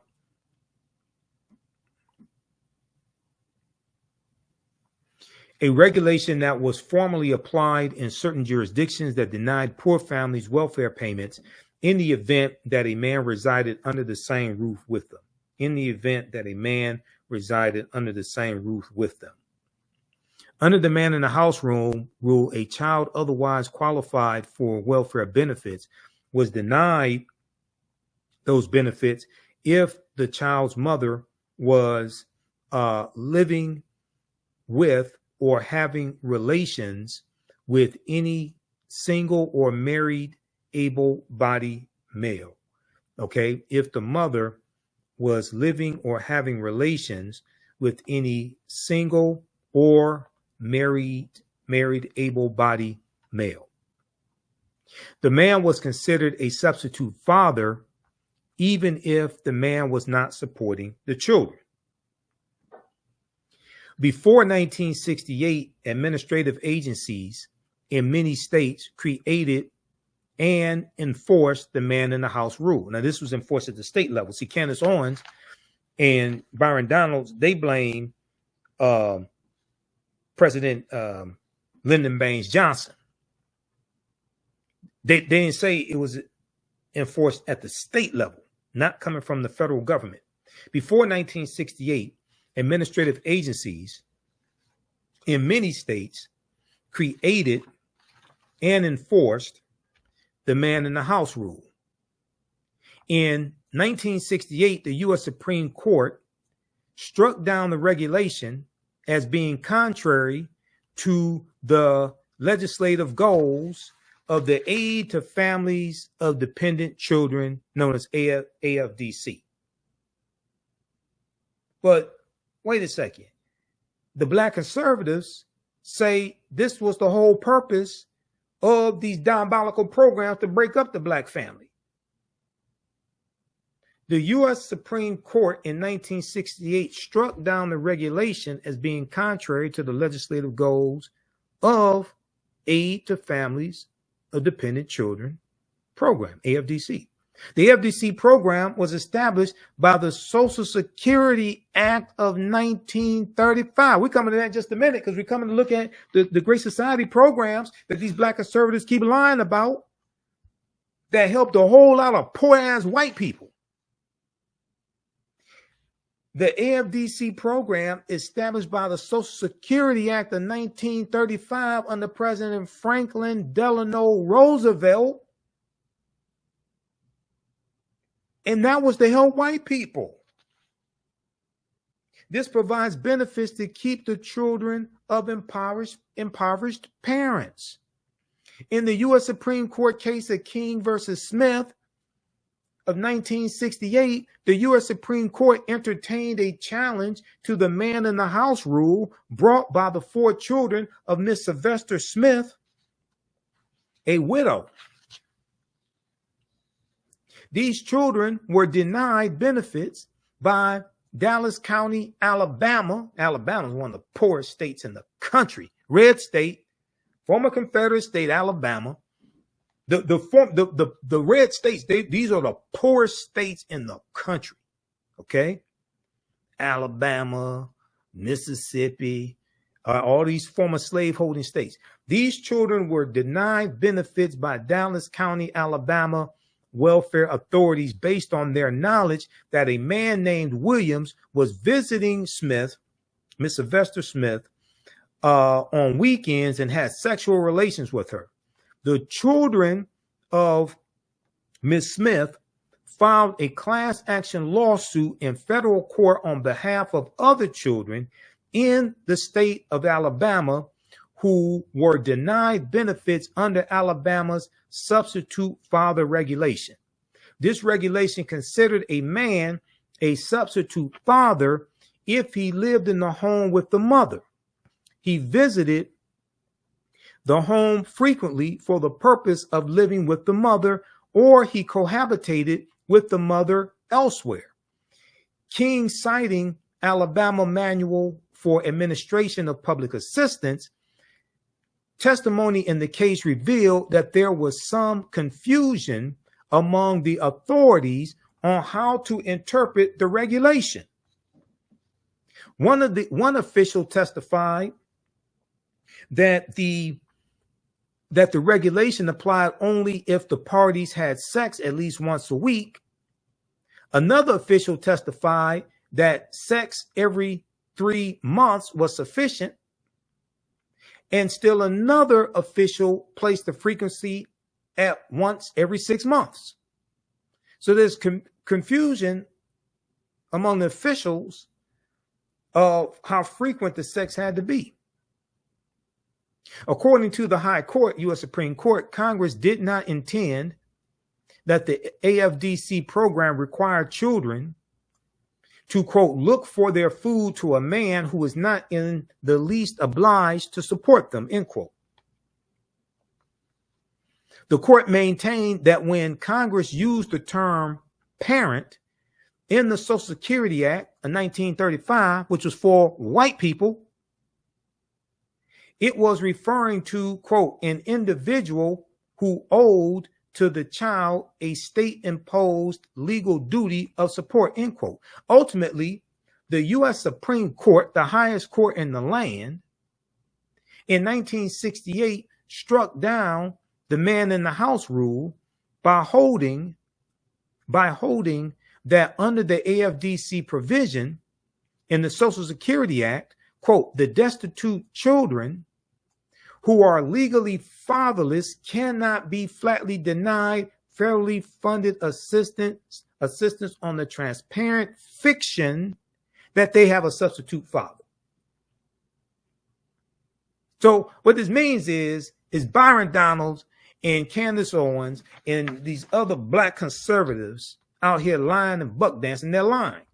And they're never going to tell you that the law that they're citing was struck down by the U.S. Supreme Court in 1968. I think they're going to get kicked out of the Black Conservative Club if they tell the truth. I think all their privileges are going to be taken away from them. They're going to lose their shows and their little privileges. Their white wives may divorce them. They're never going to tell you this. Go read that article that gets deep into this case. Okay, so you had that struck down, 1968, right? Then they talk about the Great Society programs, welfare, okay? All these black people are lazy. They don't want to work. Welfare system, like I said before, that was created for white people. The welfare system was not created by Lyndon Baines Johnson. That goes back to 1935 during the Great Depression.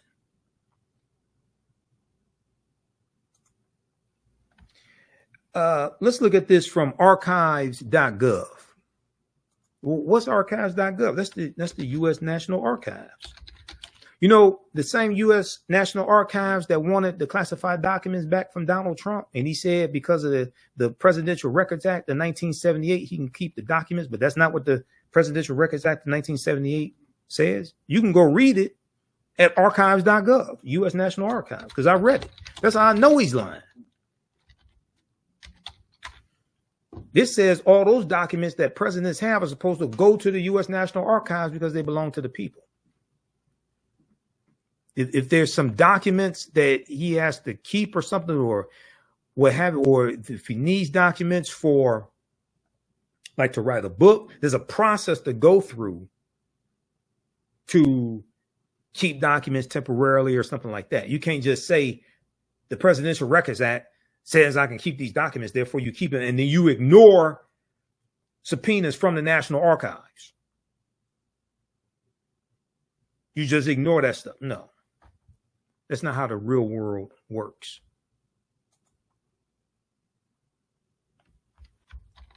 Okay, Social Security Act 1935. Read this at archives.gov, U.S. National Archives, because I go to archives.gov to do research. Social Security Act 1935. On August 14, 1935, the Social Security Act established a system of old age benefits for workers, benefits for victims of industrial accidents, unemployment insurance, and aid for dependent mothers and children, persons who are blind, and persons with disabilities. That was created in 1935, and that was created largely for white people and white women. That was not created for African Americans. Before the 1930s, the support for the elderly was a matter of local, state, and family concern. On January 17, 1935, President Franklin Delano, not Delano, Delano, Delano, Roosevelt sent a message to Congress asking for Social Security legislation. The same day, Senator Robert Wagner of New York and Representative David Lewis of Maryland introduced bills reflecting the administration's views. Okay, so read the rest of this here. This deals with the welfare system that the black conservatives say was created by President Johnson. That was created during the Great Depression, and that was part of the Social Security Act of 1935. And that was for white people.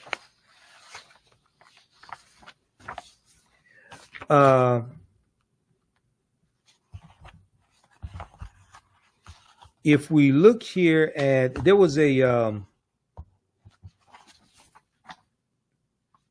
really good article by thegrio.com, Michael Harriot at The Grio. And I'm not a big fan of Michael Harriot at The Grio. He does write some good articles every now and then. There was this one right here. They did a fact check on these lies Byron Donalds was telling. And they did a pretty good job with the fact check.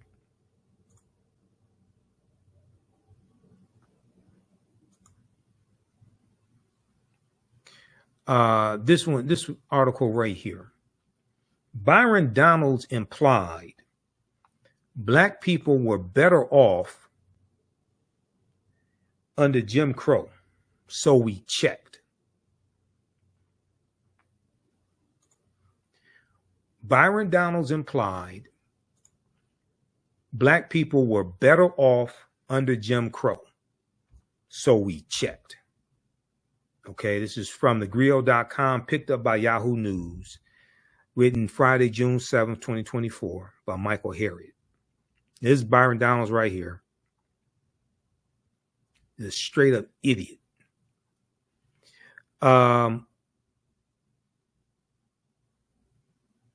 Let's see. Byron Donalds voted to overturn election results in 2020. So it wasn't unusual when people accused the two-term congressman of valorizing the era of government-approved racism known as Jim Crow.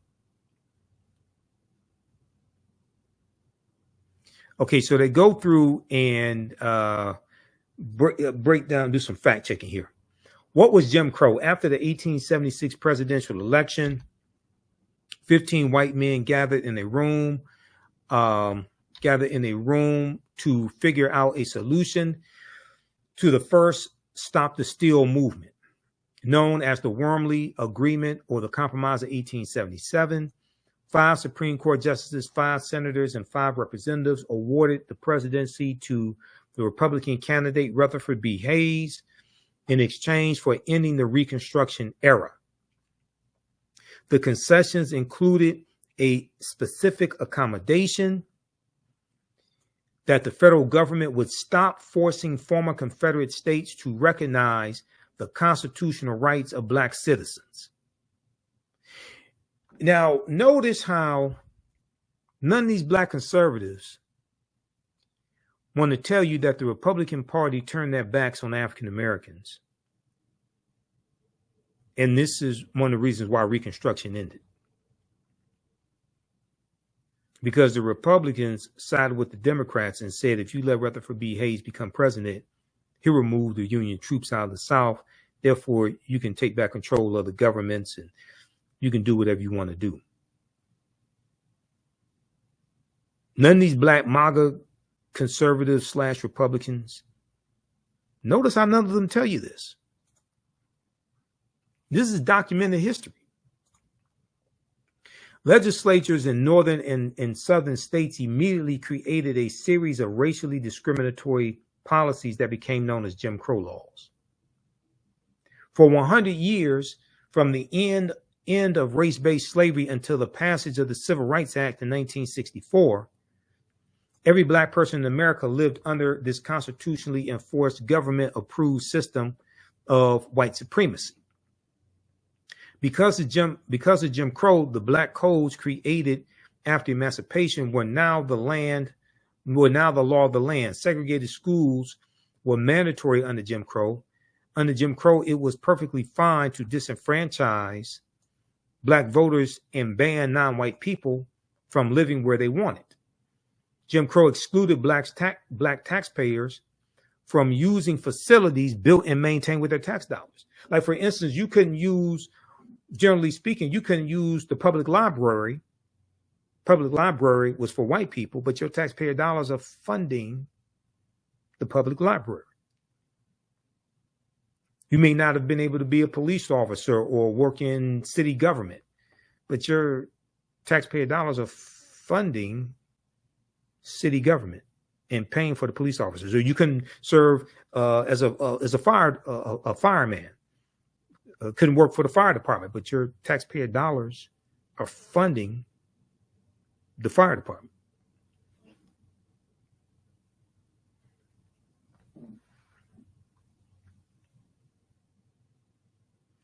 Were black voters more conservative? See, this is one of the things that Byron Donalds said. He said they were voting conservatively during Jim Crow. Most people could not vote under Jim Crow. According to the U.S. Census data between 1880 and 1960, the majority of black Americans lived in the South. Specifically, they lived in states that disenfranchised African American voters, which is why the Civil Rights Act of 1964 pre-clearance requirement banned these states from changing their voting laws without permission from the Department of Justice. And the Department of Justice was created in 1870 to enforce the new rights of African Americans. It is literally impossible to know what the majority of black Americans wanted under Jim Crow if they could not vote. Even if one counted the votes of the black people who did vote, there was never a moment in the history of this country when the majority of black voters supported conservative politics. Not as a whole. Not as a whole. What do you call it conservative? Because, see, if what's interesting, Donalds really doesn't understand history. Okay.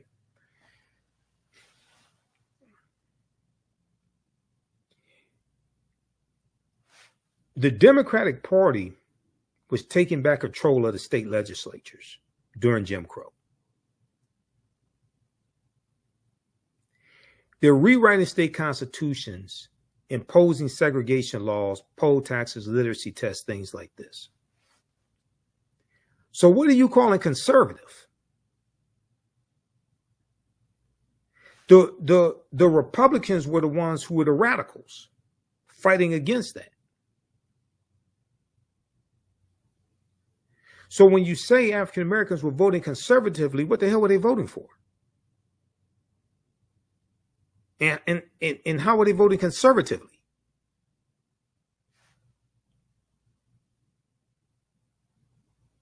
Were you saying they're voting for laws to oppress them and suppress their vote?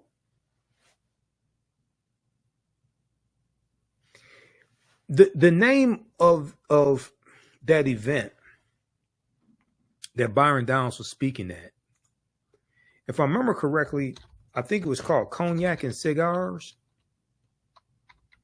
I think that's the name of the event, Cognac and Cigars. I think Byron Donalds had too much of that cognac. And now he stuck his foot in it And now he has to go with the bit.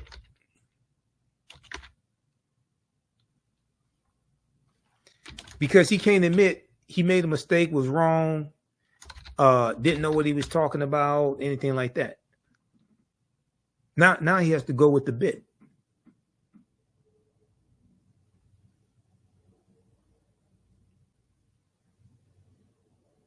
Yeah, New York Times. Yeah, it was called. Yeah, right here. Byron Donalds, Trump VP contender, suggests Jim Crow era had an upside. The New York Times. Right here. Okay, the Republican congressman from Florida was visiting Philadelphia to persuade black voters to support former President Donald Trump. How sick can you be? Al Sharpton, I have my disagreements with Al Sharpton on certain things. Al Sharpton, Reverend Al Sharpton, asked him the correct question. What the hell happened to you to make you think that the Jim Crow era was somehow positive?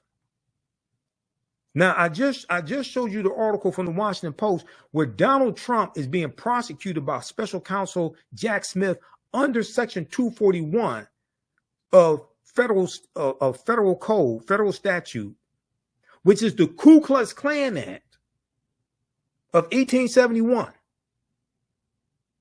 And you're going to take your black ass to Philadelphia to try to convince black people to vote for Donald Trump, who tried to invalidate their votes in 2020 and overthrow the government. You are a special type of stupid to do something like that. That's a special type of stupid.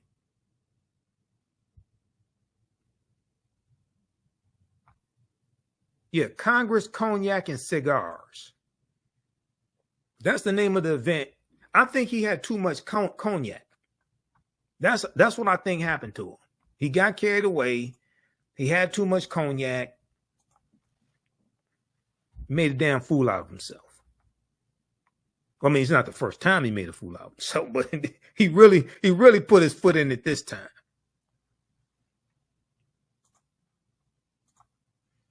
Okay, let's continue because I'm gonna wrap this up here in a minute. Let's go back to this piece here from the griot.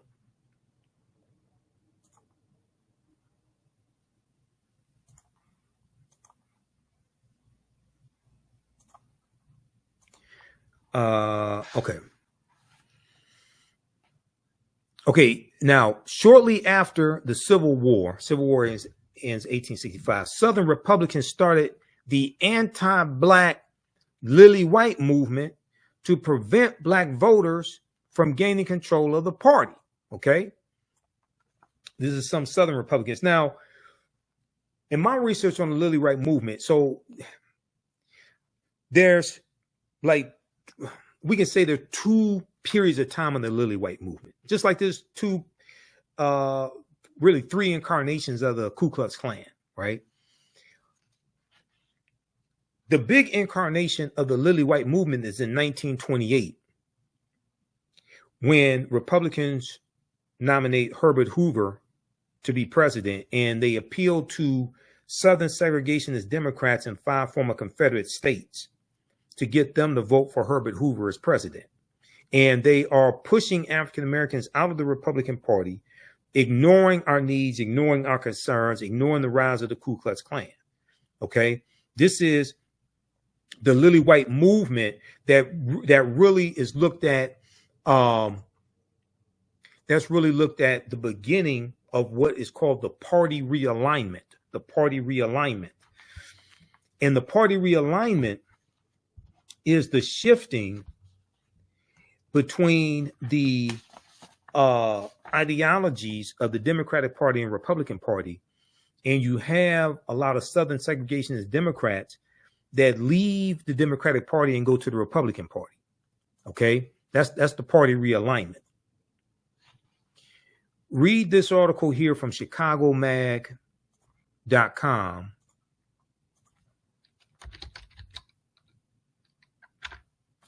How the party of Lincoln lost virtually the entire black vote in 88 years. ChicagoMag.com. how the party of Lincoln lost virtually the entire black vote in 88 years. In 1928, the Chicago Defender, black newspaper, warned the GOP that it was in danger of alienating African Americans. They did not listen, and the fall came fast. This is by Moser, July 29th, 2016. July 29th, 2016. Just a few months before the 2016 presidential election. In this article, they talk about the Lily White movement. Now, here's Herbert Hoover. Herbert Hoover at Howard University, 1932. President Herbert Hoover.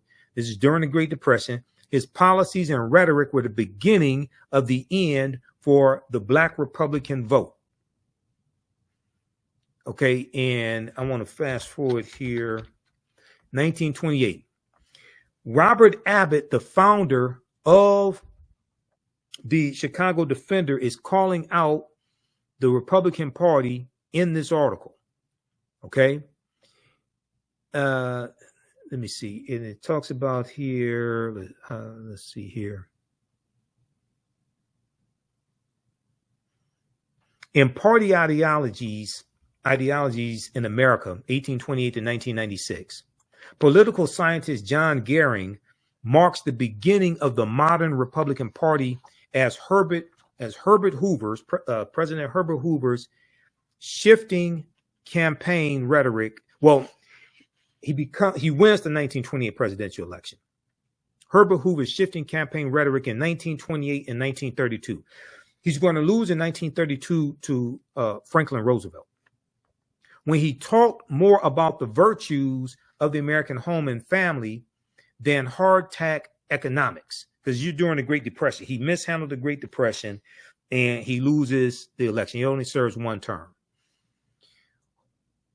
Hoover's oratory about the progress of the individual being threatened by an overzealous government bureaucracy stuck around for the next 8 decades, and the wisdom of generations has helped us discern that this was indeed the start of a new Republican era. In the final weeks of the 1928 election, the Chicago Defender printed a series of articles and editorials that listed post-war grievances with the Republican Party. So they're talking about after World War I, which ends in 1918, post-war. In Washington, D.C., where the federal government was in direct authority, Republican presidents Warren G. Harding and Calvin Coolidge, as well as Republican majorities in the U.S. Congress, had not only acquiesced or given into or surrendered to the segregation of public transit, but failed to stop or even criticize parades of thousands of Ku Klux Klansmen before the White House, because the Klan was rejuvenated by the movie The Birth of a Nation that debuted February 8th, 1915, and then the Klan becomes very powerful in the 1920s. So the Republican Party is ignoring the rise of the Ku Klux Klan. They're ignoring the needs of African Americans, and they're starting to push us out of the Republican Party. This is known as the Lily White movement of 1928. The newspaper was particularly dissatisfied. Chicago Defender was particularly dissatisfied with the current Republican nominee for president, Herbert Hoover, who has spoken favorably of making the party lily white. Republican Herbert Hoover spoke favorably of making the Republican Party lily white and excluded African Americans from their traditional role in that year's Republican National Convention. This was an effort to push African Americans out of the Republican Party, starting with Herbert Hoover in 1928 and the initiation of what's known as the Lily White movement of 1928. Most troubling of all was the candidate's covert backing from the Ku Klux Klan, whose members despised the Democratic nominee, New York Governor Al Smith, because he was Catholic, and Al Smith was a moderate from New York. So the Ku Klux Klan is back in the Republican Party. Now, why aren't these black conservatives talking about that? See, I've got receipts for them longer than CVS receipts. Read the rest of this article. How the party of Lincoln lost virtually the entire black vote in 88 years. This is from ChicagoMag.com.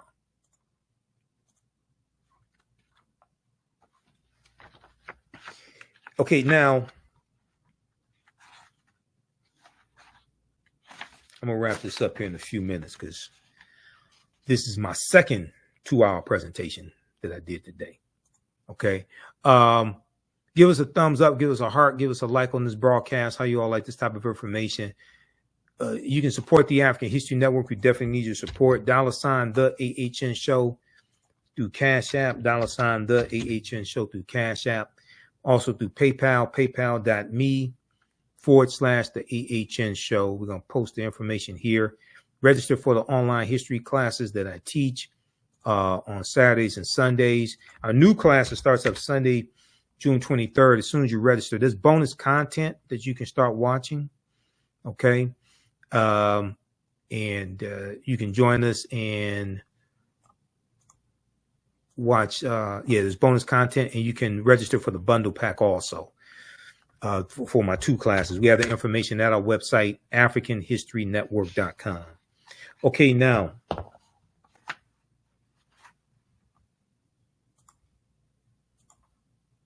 let's go back to this piece here from theroot.com because they dealt with some good history here.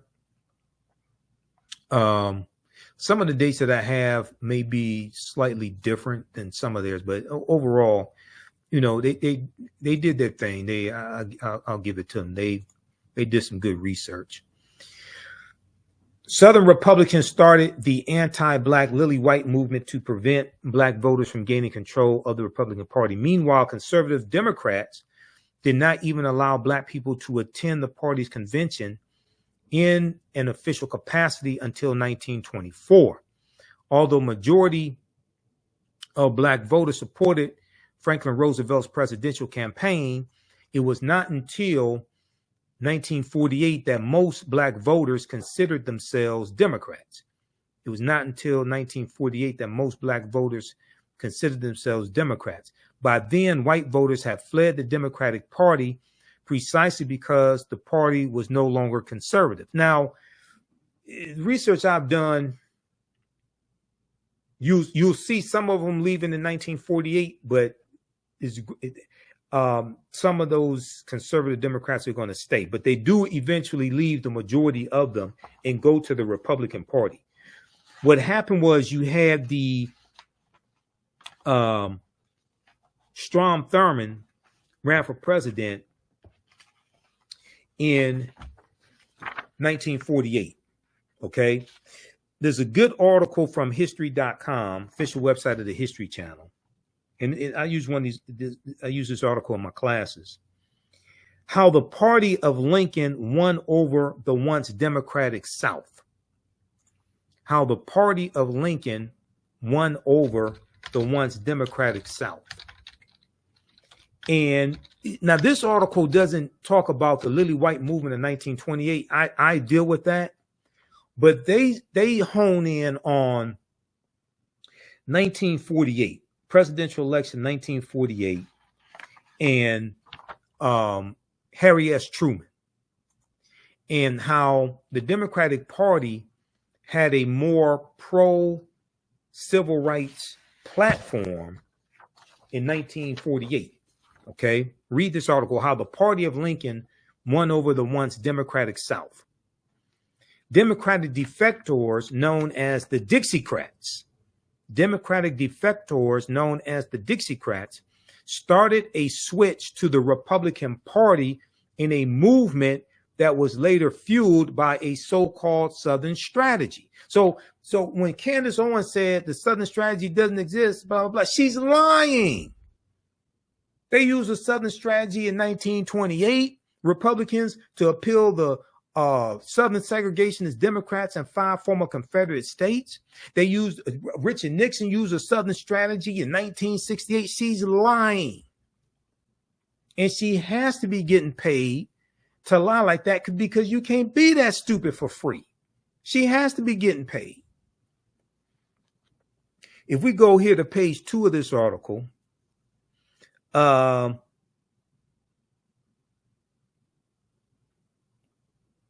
let's see. After the Civil War, the Democratic Party's opposition to Republican Reconstruction legislation solidified its hold on the South. The Democratic Party, quote, the Democratic Party came to be more than a political party in the South. It came to be a defender of a way of life, Goldfield says. And they're citing David Goldfield, author of the book on American politics called The Gifted Generation When Government Was Good. It came out in November 2019. He said, and that way of life was the restoration of much as possible of white supremacy. That way of life was the restoration as much as possible of white supremacy. The Confederate statues you see all around were primarily erected by Democrats. Okay. Now, this is before the party realignment is completed and the Southern segregationist Democrats leave to join the Republican Party. Up until the post-World War II period, World War II ends in 1945, the party's hold on the region was so entrenched that Southern politicians usually could not get elected unless they were Democrats. But when President Harry S. Truman, a Democratic Southerner, introduced a pro-civil rights platform at the Democratic Party's 1948 convention, a faction of the Democratic Party walked out because African Americans going back to 1928 and going back to 1932, when Franklin Roosevelt runs against Herbert Hoover, we started slowly going over to the Democratic Party. We found them more receptive to our issues. We were being pushed out of the Republican Party, and the Republican Party was increasingly ignoring our issues. These defectors, known as Dixiecrats, held a separate convention in Birmingham, Alabama. There, they nominated South Carolina Governor, white supremacist Strom Thurmond, who was a staunch opposer to civil rights, a staunch segregationist. He had a black mistress, okay, staunch opposer of civil rights, to run for president on their states' rights ticket. He was nominated to run for president on the Dixiecrats' states' rights ticket. Although Strom Thurmond lost the election to President Harry S. Truman, he still won over 1 million popular votes. Quote, it was the first time since before the Civil War that the South was not solidly Democratic, Goldfield says. And that began the erosion of the Southern influence in the Democratic Party. After that, the majority of the South still continued to vote Democratic because it thought of the Republican Party as the party of Abraham Lincoln and Reconstruction. The big break did not come until President Lyndon Baines Johnson, another Southern Democrat from Texas, signed the Civil Rights Act in 1964 and the Voting Rights Act in 1965. Though some Democrats had switched to the Republican Party prior to this, that's true, many did, prior to 64 and 65, quote, the defections became a flood. The defections became a flood after Johnson signed these acts. And so the political parties began to reconstitute themselves, Goldfield says. Then in 1964, Senator Barry Goldwater of Arizona, a Republican, runs for president against Lyndon Baines Johnson, and Barry Goldwater ran on an anti-civil rights platform.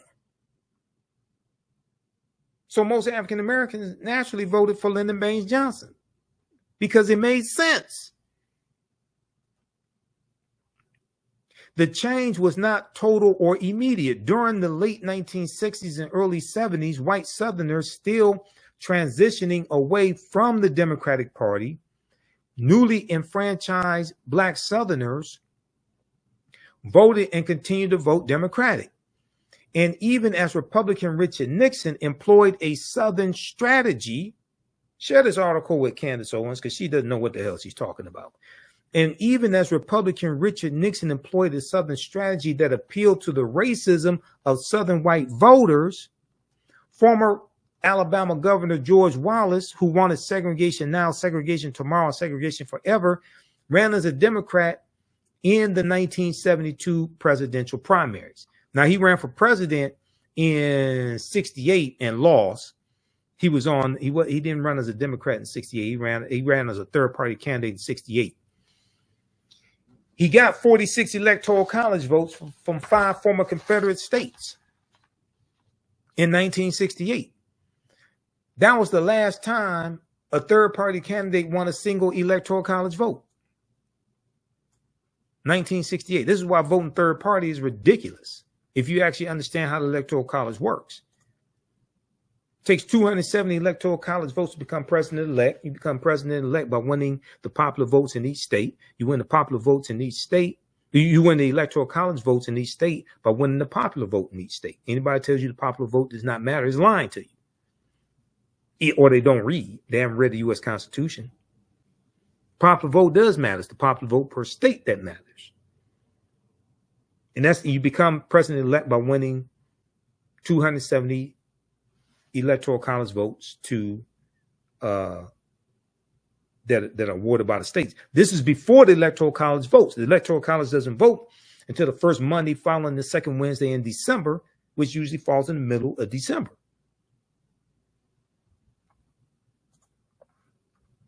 Read this article right here that deals with the history of third-party candidates.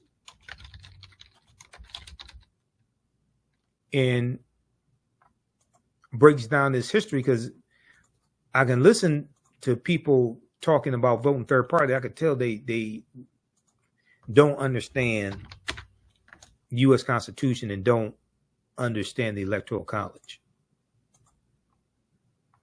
Because if no presidential candidate gets 270, then it goes to the House of Representatives to determine who the president is, and they vote based upon delegation. There are 50 delegations because there are 50 states. Republicans control 26 of the 50 delegations, and they vote on, I think it's January 3rd. They voted January because new Congress comes in right about January 3rd or so. So if Donald Trump, if neither Donald Trump or Joe Biden get 270 electoral college votes, Donald Trump could lose the popular vote, lose the electoral college vote, and Republicans can still vote for him to become president because people end up wasting their vote voting for a third party candidate. And you can still end up with this domestic terrorist back in office.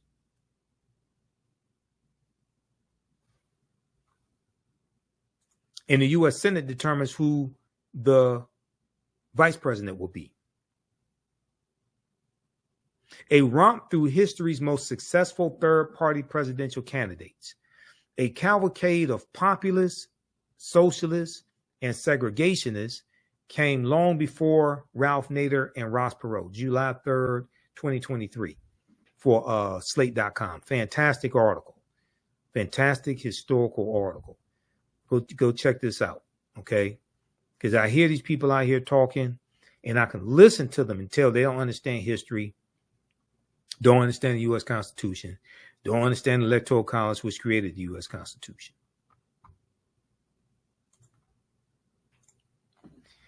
All right, now, Great Society programs take a look at this piece here.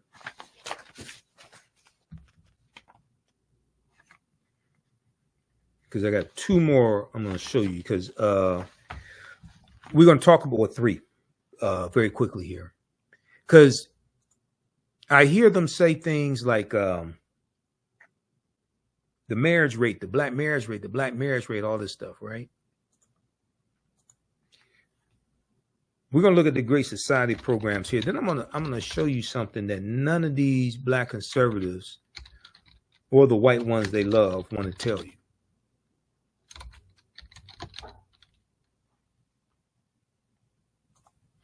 Great Society program. This is at history.com, official website of the History Channel.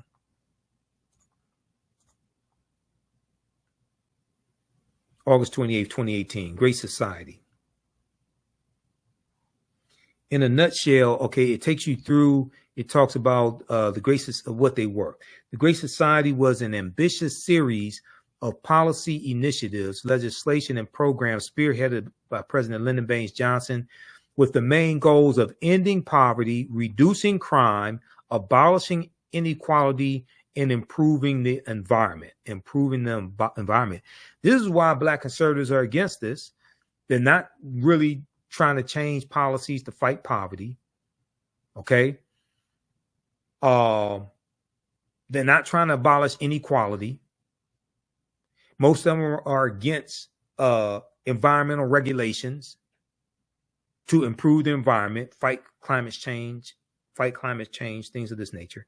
In May 1964, President Lyndon Baines Johnson laid out his agenda for a great society. During a speech at the University of Michigan, with his eye on re-election that year, Johnson set in motion his Great Society, the largest social reform plan in modern history. Okay, so they talk about riding a wave of empathy and being sworn in after Kennedy was assassinated. They talk about the war on poverty. The war on poverty. In March of 1964, Johnson introduced the Office of Economic Opportunity and the Economic Opportunity Act. During a special message to Congress, he had hoped to help the underprivileged break the poverty cycle by helping them develop job skills, further their education, and find work. Okay. Now these black conservatives make the Great Society programs seem like it's for lazy people and lazy black people. No, it was to help them develop job skills, further their education, and find work. To do this, President Johnson created Job Corps for 100,000 disadvantaged men. Half would work on conservation projects, and the other will receive education and skills and training, special job training centers. Receive education and skills training in special job training centers. Does this sound like this is something for lazy people? In addition, President Johnson tasked state and local governments with creating work training programs for up to 200,000 men and women. A national work study program was also established to offer 140,000 Americans the chance to go to college who could otherwise not afford it. So the work study program that you have in colleges, okay, this was a special government program where you work and get paid for it while you're in college. All it's a special program that was created by the Great Society programs. Does this sound like this is for lazy people? Other initiatives, the so-called War on Poverty, offered were a community action program for people to tackle poverty within their own communities, the ability for the government to recruit and train skilled American volunteers to serve poverty-stricken communities, loans and guarantees for employers who offer jobs to the unemployed. So this was encouraging people to work. Not discouraging people from working. It was encouraging people to work, encouraging people to go to college, encouraging people to get skilled trades training. Funds for farmers to purchase land and establish agricultural co-ops. Help for unemployed parents preparing to enter the workforce. Help for unemployed parents preparing to enter the workforce. Then you had Medicaid and Medicare and Medicaid that's created by the Great Society programs. Head Start and education reform was also created by the Great Society programs. The Head Start program started as an 8-week summer camp run by the Office of Economic and Opportunity for 500,000 children ages 3 to 5. Since the program's inception, it has served over 32 million vulnerable children in America. Oh, we can't have Head Start. We can't have lazy 3-year-olds and 5-year-olds. Read the rest of this. Preschool, all that, funded preschool programs, supported school libraries, purchased school textbooks, provided special education services, etc. Okay? Read the rest of this. Great Society. This is at history.com, official website of the History Channel. Okay, now, so we got that one, and then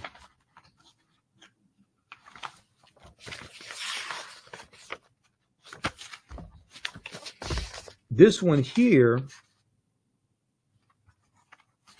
is from snaptohealth.org. Snaptohealth.org, and it gives a timeline of the history of welfare.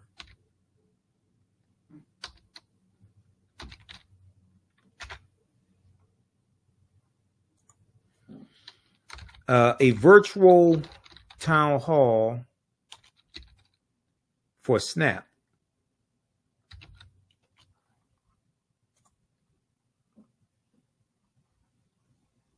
And deals with the history of WIC, all of that right here.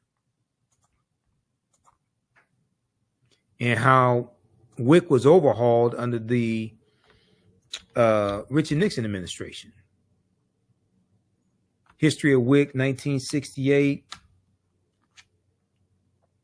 This is SNAP to Health, a virtual town hall for SNAP, WIC, and nutrition in the United States. History of WIC, going back to 1968, they talk about 1969, President Richard Nixon in December 1969, White House Conference on Food, Nutrition, and Health focused on the problem of malnutrition and hunger due to poverty. Conference recommendations call for special attention to be given to the nutritional needs of low-income pregnant women and preschool children. And they were focusing on white people. Conference recommendations call for special attention to be given to the nutritional needs of low-income pregnant women and preschool children. 1972, on September 26, 1972, an amendment to the Child Nutrition Act of 1966 authorized WIC. The legislation established the Special Supplemental Food Program as a 2-year pilot using Dr. David Page's voucher program as a model. 1973, the program is renamed Special Supplemental Food Program for Women, Infants, and Children, known as WIC. Now, this is under President Richard Nixon. 2 food packages are developed, one for infants and one for children and pregnant or breastfeeding women. Okay, read the rest of this. It takes you throughout history.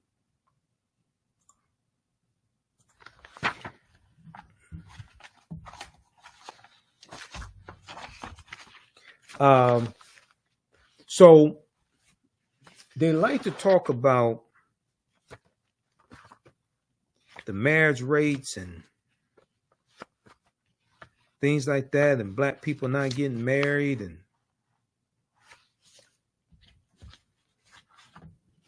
all of that, right? And then they blame the Great Society programs, which were helping largely white people. They blame the Great Society programs and say this broke up the black family.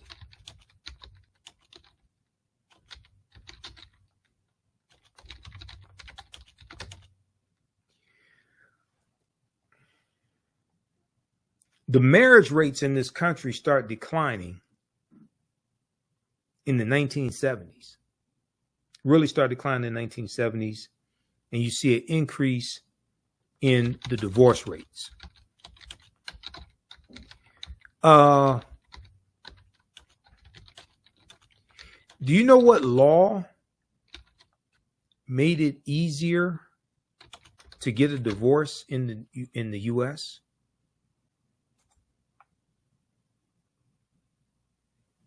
Does anybody know? Because these black conservatives are not going to tell you. That was the Family Law Act of 1969. Let's look at this article here from CNN.com. What is no-fault divorce, and why do some conservatives want to get rid of it?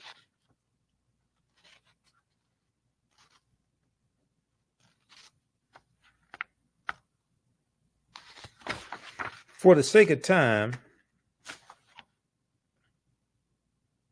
we're going to go right to this right here.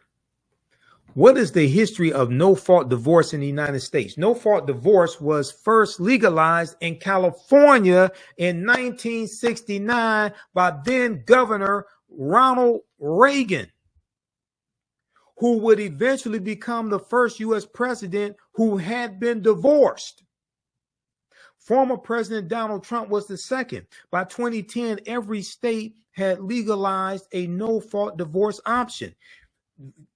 Governor Ronald Reagan signed into law in 1969 what was known as the Family Law Act of 1969, which made it easier to get a divorce, and you got what's called a no-fault divorce based upon irreconcilable differences. That was signed into law by Governor Ronald Reagan. Versions of that law were adopted by the other states. This is why the divorce rate started falling. It started with Republicans. Before this option, an at-fault divorce was the only recourse for a broken union. This led to complications for couples whose situation, for one reason or another, did not fit the required legal procedure. Couples who wanted a divorce were all but forced by the law to create some sort of fault-based scenario. It was not uncommon for couples to concoct scenarios that would feign adultery, or for one party to move across state lines to fulfill legal requirements for fault claims like abandonment. Migratory divorce, where a couple would move together to a state with no fault divorce laws, was common. In fact, these methods were so widespread that to a lot of legal experts, a solution like no-fault divorce was necessary to make the system work again. The National Association of Women Lawyers championed no-fault divorce solutions throughout the first half of the 20th century. Read the rest of this article. That goes back to Ronald Reagan, Republican. 1969, the Family Law Act of 1969.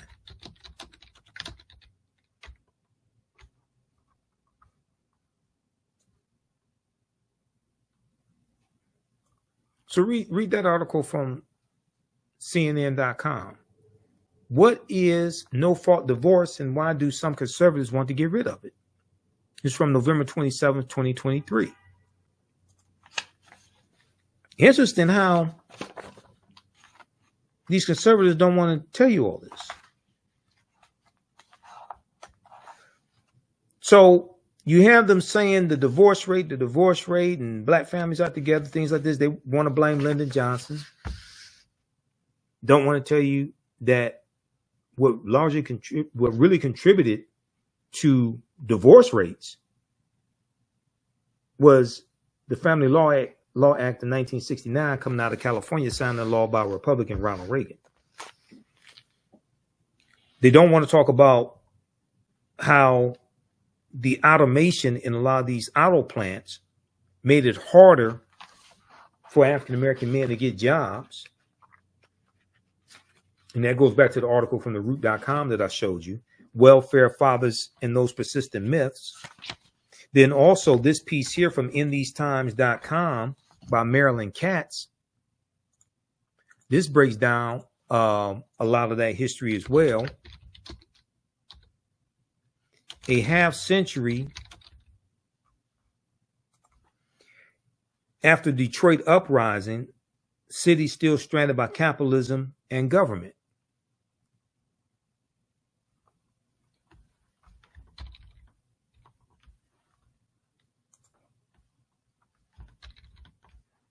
This piece right here, which takes you through some of the history of Detroit and the deindustrialization of Detroit. And they talk about how a half century after Detroit uprising, the city still stranded by capitalism and federal government. One of the things they deal with in this article, Marilyn Katz, how federal policy and the big auto industry drove black blight and white flight. And she deals with how the General Motors, Ford, and Chrysler got filthy rich through government contracts during World War II to make military equipment and military vehicles, things like this. The expressways run through African-American communities in the 1950s and 60s, wiping out homes, wiping out businesses that we had. Then the new factories are built. The factories are being moved from the inner city out to the suburbs. And when these factories are being built out in the suburbs, they're built on what's called sprawling horizontal campuses. Sprawling horizontal campuses on former farmland in the Detroit suburbs and in Ohio, Indiana, and Canada. Between 1947 and 1958, the Big Three built 25 new factories. None of them were in Detroit.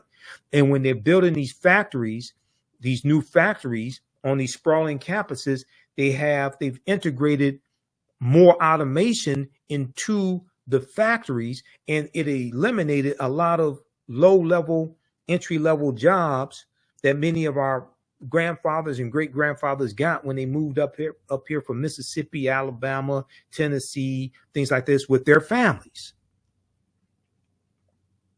Taking at face value, this made sense as Detroit then lacked the land for the new horizontally integrated and automated plants.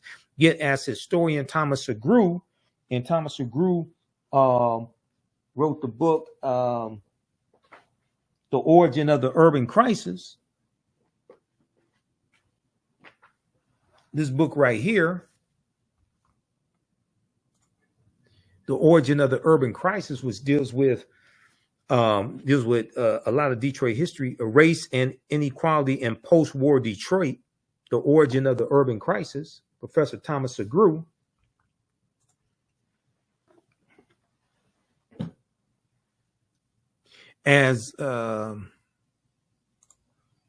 Yet as historian Thomas Segru and others point out,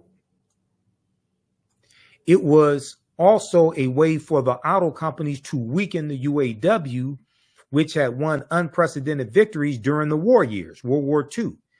And with the auto industry went the jobs. In 1960, only Chrysler produced cars in Detroit. Its 60,000 Detroit workers represented only half of those employed just a decade earlier. In less than 2 decades, from 1947 to 1967, Detroit lost 128,000 jobs in the auto industry alone. Okay, read the rest of this article here.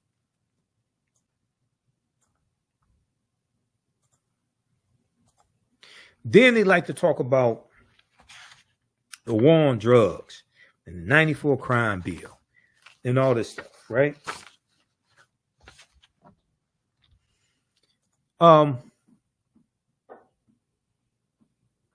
You know when the war on drugs started?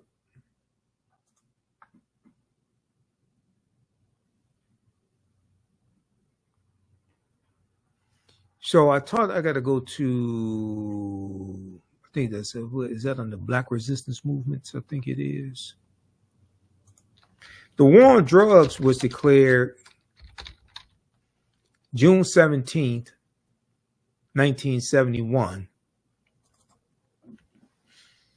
by a president named Richard Nixon, who ran for president on the platform of law and order, which means protect white people and lock up African Americans. That's basically what law and order means. He ran as a backlash to the civil rights movement and Black Power movement and the rebellions taking place across the country. He ran as a backlash largely to the anti-poverty programs, Great Society programs. He ran on discontinuing some and overhauling others. But he ran as a backlash to all of that.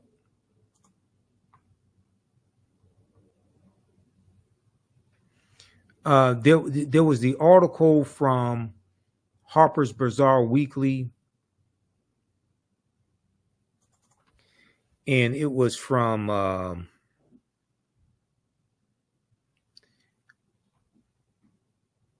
2016. It's called Legalize It All.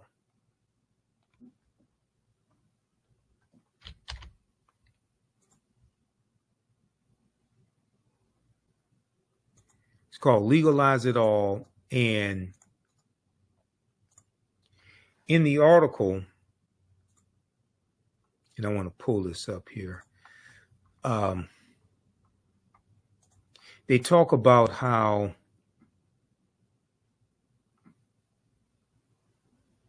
they deal with the origins of the war on drugs and Richard Nixon. And it dealt with an interview that John Ehrlichman, who was Richard Nixon's domestic policy advisor,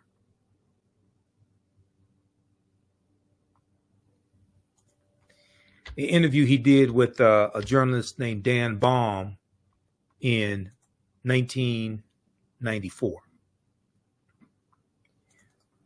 All the news outlets had stories about this.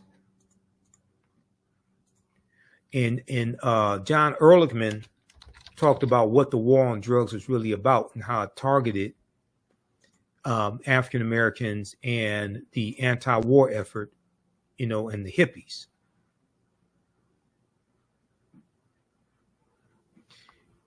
This piece right here, AtlantaBlackStar.com has an article on this.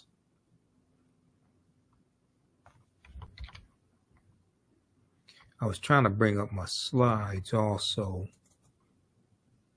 because I have this in some of my presentations.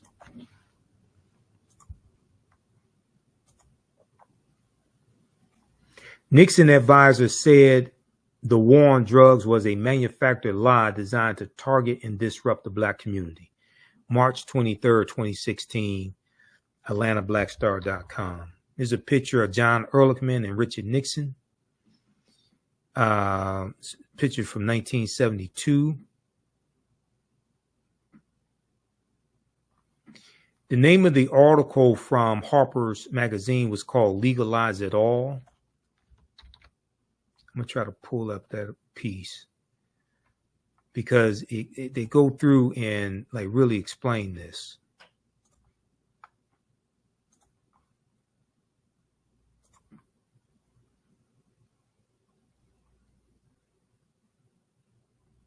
I had to restart my PowerPoint presentation here. Okay, let me show you this here.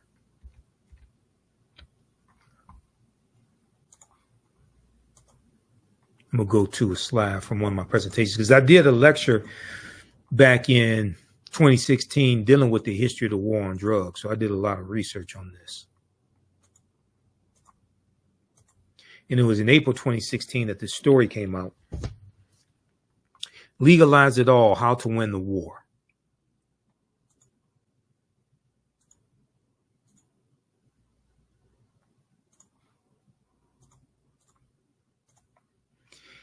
In Legalize It All, the April 2016 cover story of Harper's Magazine, journalist Dan Baum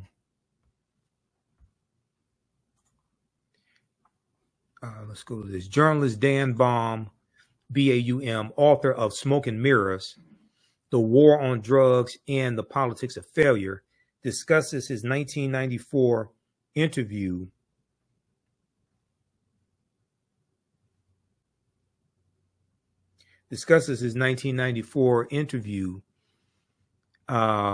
with John Ehrlichman. Now, John Ehrlichman died in 1999. He was President Richard Nixon's chief domestic policy advisor and had spent 18 months behind bars for conspiracy to obstruct justice and perjury as a result of the Watergate cover-up. Read the article from AtlantaBlackStar.com. Nixon advisor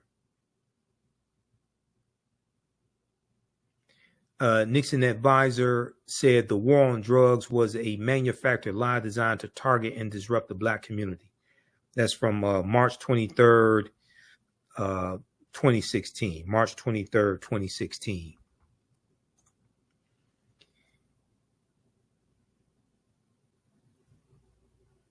How did the United States entangle itself in a policy of drug prohibition that has yielded so much misery and so few good results? Americans have been criminalizing psychoactive substances since San Francisco's anti-opium 1875 law that targeted Chinese men working on railroads. But it was John Ehrlichman's boss, Richard Nixon, who declared the first war on drugs and set the country on the widely punitive and counterproductive path it still pursues. I had tracked Ehrlichman, who had been Nixon's domestic policy advisor, to an engineering firm in Atlanta where he was working on minority recruitment. Now, this is quoting the article from theroot.com right here. Former Nixon aide claims war on drugs invented to suppress Black people. And they're citing the article from Harper's Weekly. John Ehrlichman said what the war on drugs was about. He said, "We knew we could not make it illegal to be either against the war, or be Black.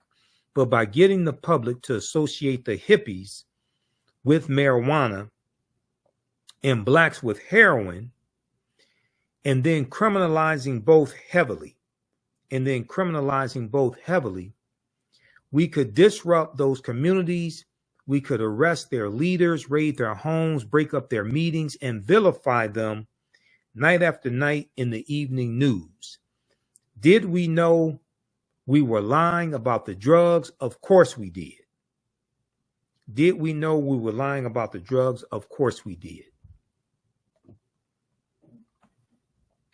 So I'm waiting for some of these Black conservatives to tell you what Richard Nixon did in his war on drugs.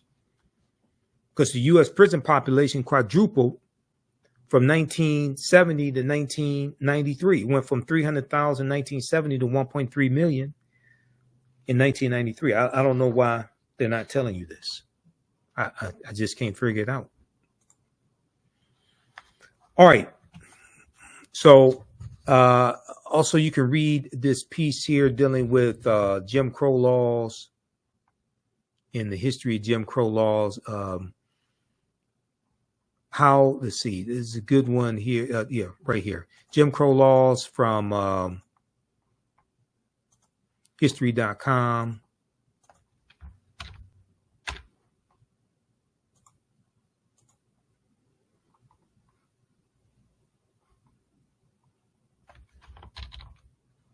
This here deals with the history of Jim Crow laws and what they were in the time period.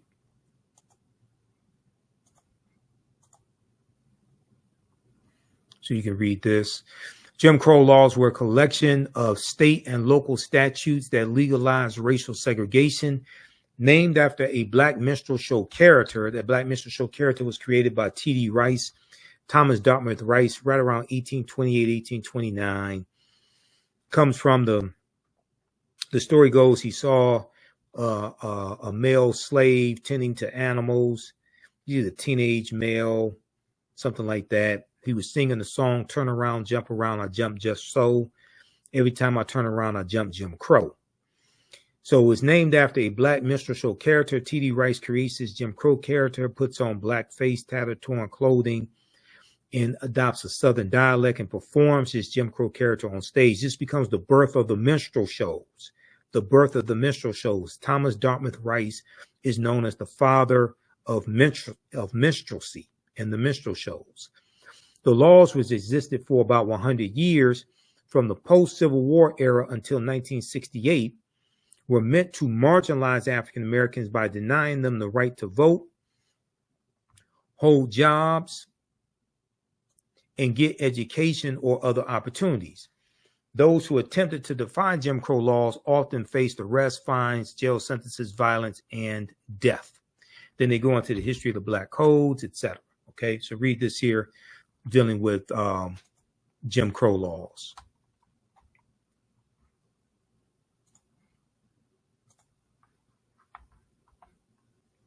That's at history.com. There's also another really good piece that deals with how, which one is this one? Yeah. How Jim Crow laws suppressed the African American vote for generations.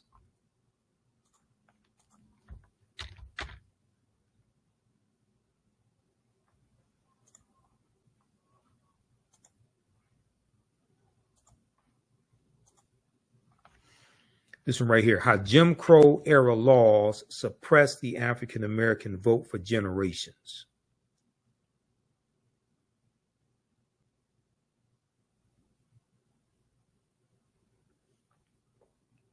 In the wake of the passage of the 15th Amendment and Reconstruction, several Southern states enacted laws that restricted Black Americans' access to voting. This is from August 8th, 2023, was last updated.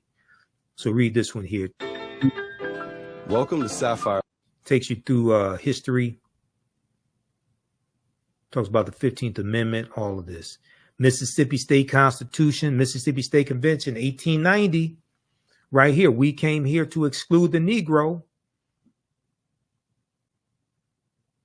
Deals with all this history. The impact of the legislation was swift. By 1910, registered voters among African Americans dropped to 15% in Georgia and under 2% in both Alabama and Mississippi, according to historian Donald Neiman in his book Promises to Keep, African Americans and the Constitutional Order, 1776 to present. Then you had Williams versus Mississippi, U.S. Supreme Court case of 1898 that challenged the poll taxes. And the U.S. Supreme Court upheld the state poll taxes in Mississippi, the disenfranchisement clauses, grandfather clauses, and literacy tests on the basis that the new Constitution did not discriminate between the races. And it has been shown that their actual administration was not evil, only that evil was possible under them. This is what the U.S. Supreme Court ruled when we challenged these laws. This is 2 years after Plessy versus Ferguson. This is Williams versus Mississippi, 1898 U.S. Supreme Court case.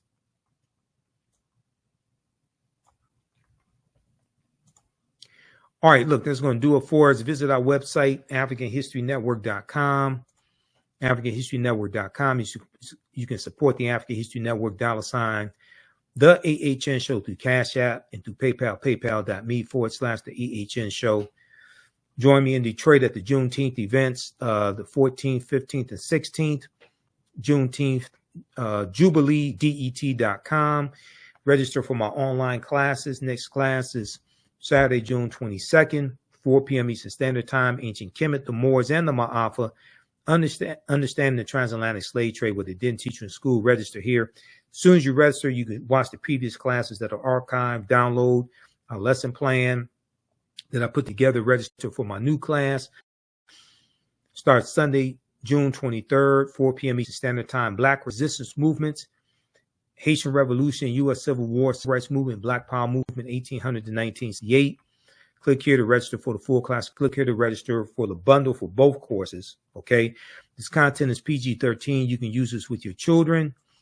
It's not overly graphic or anything like that. Okay. All right.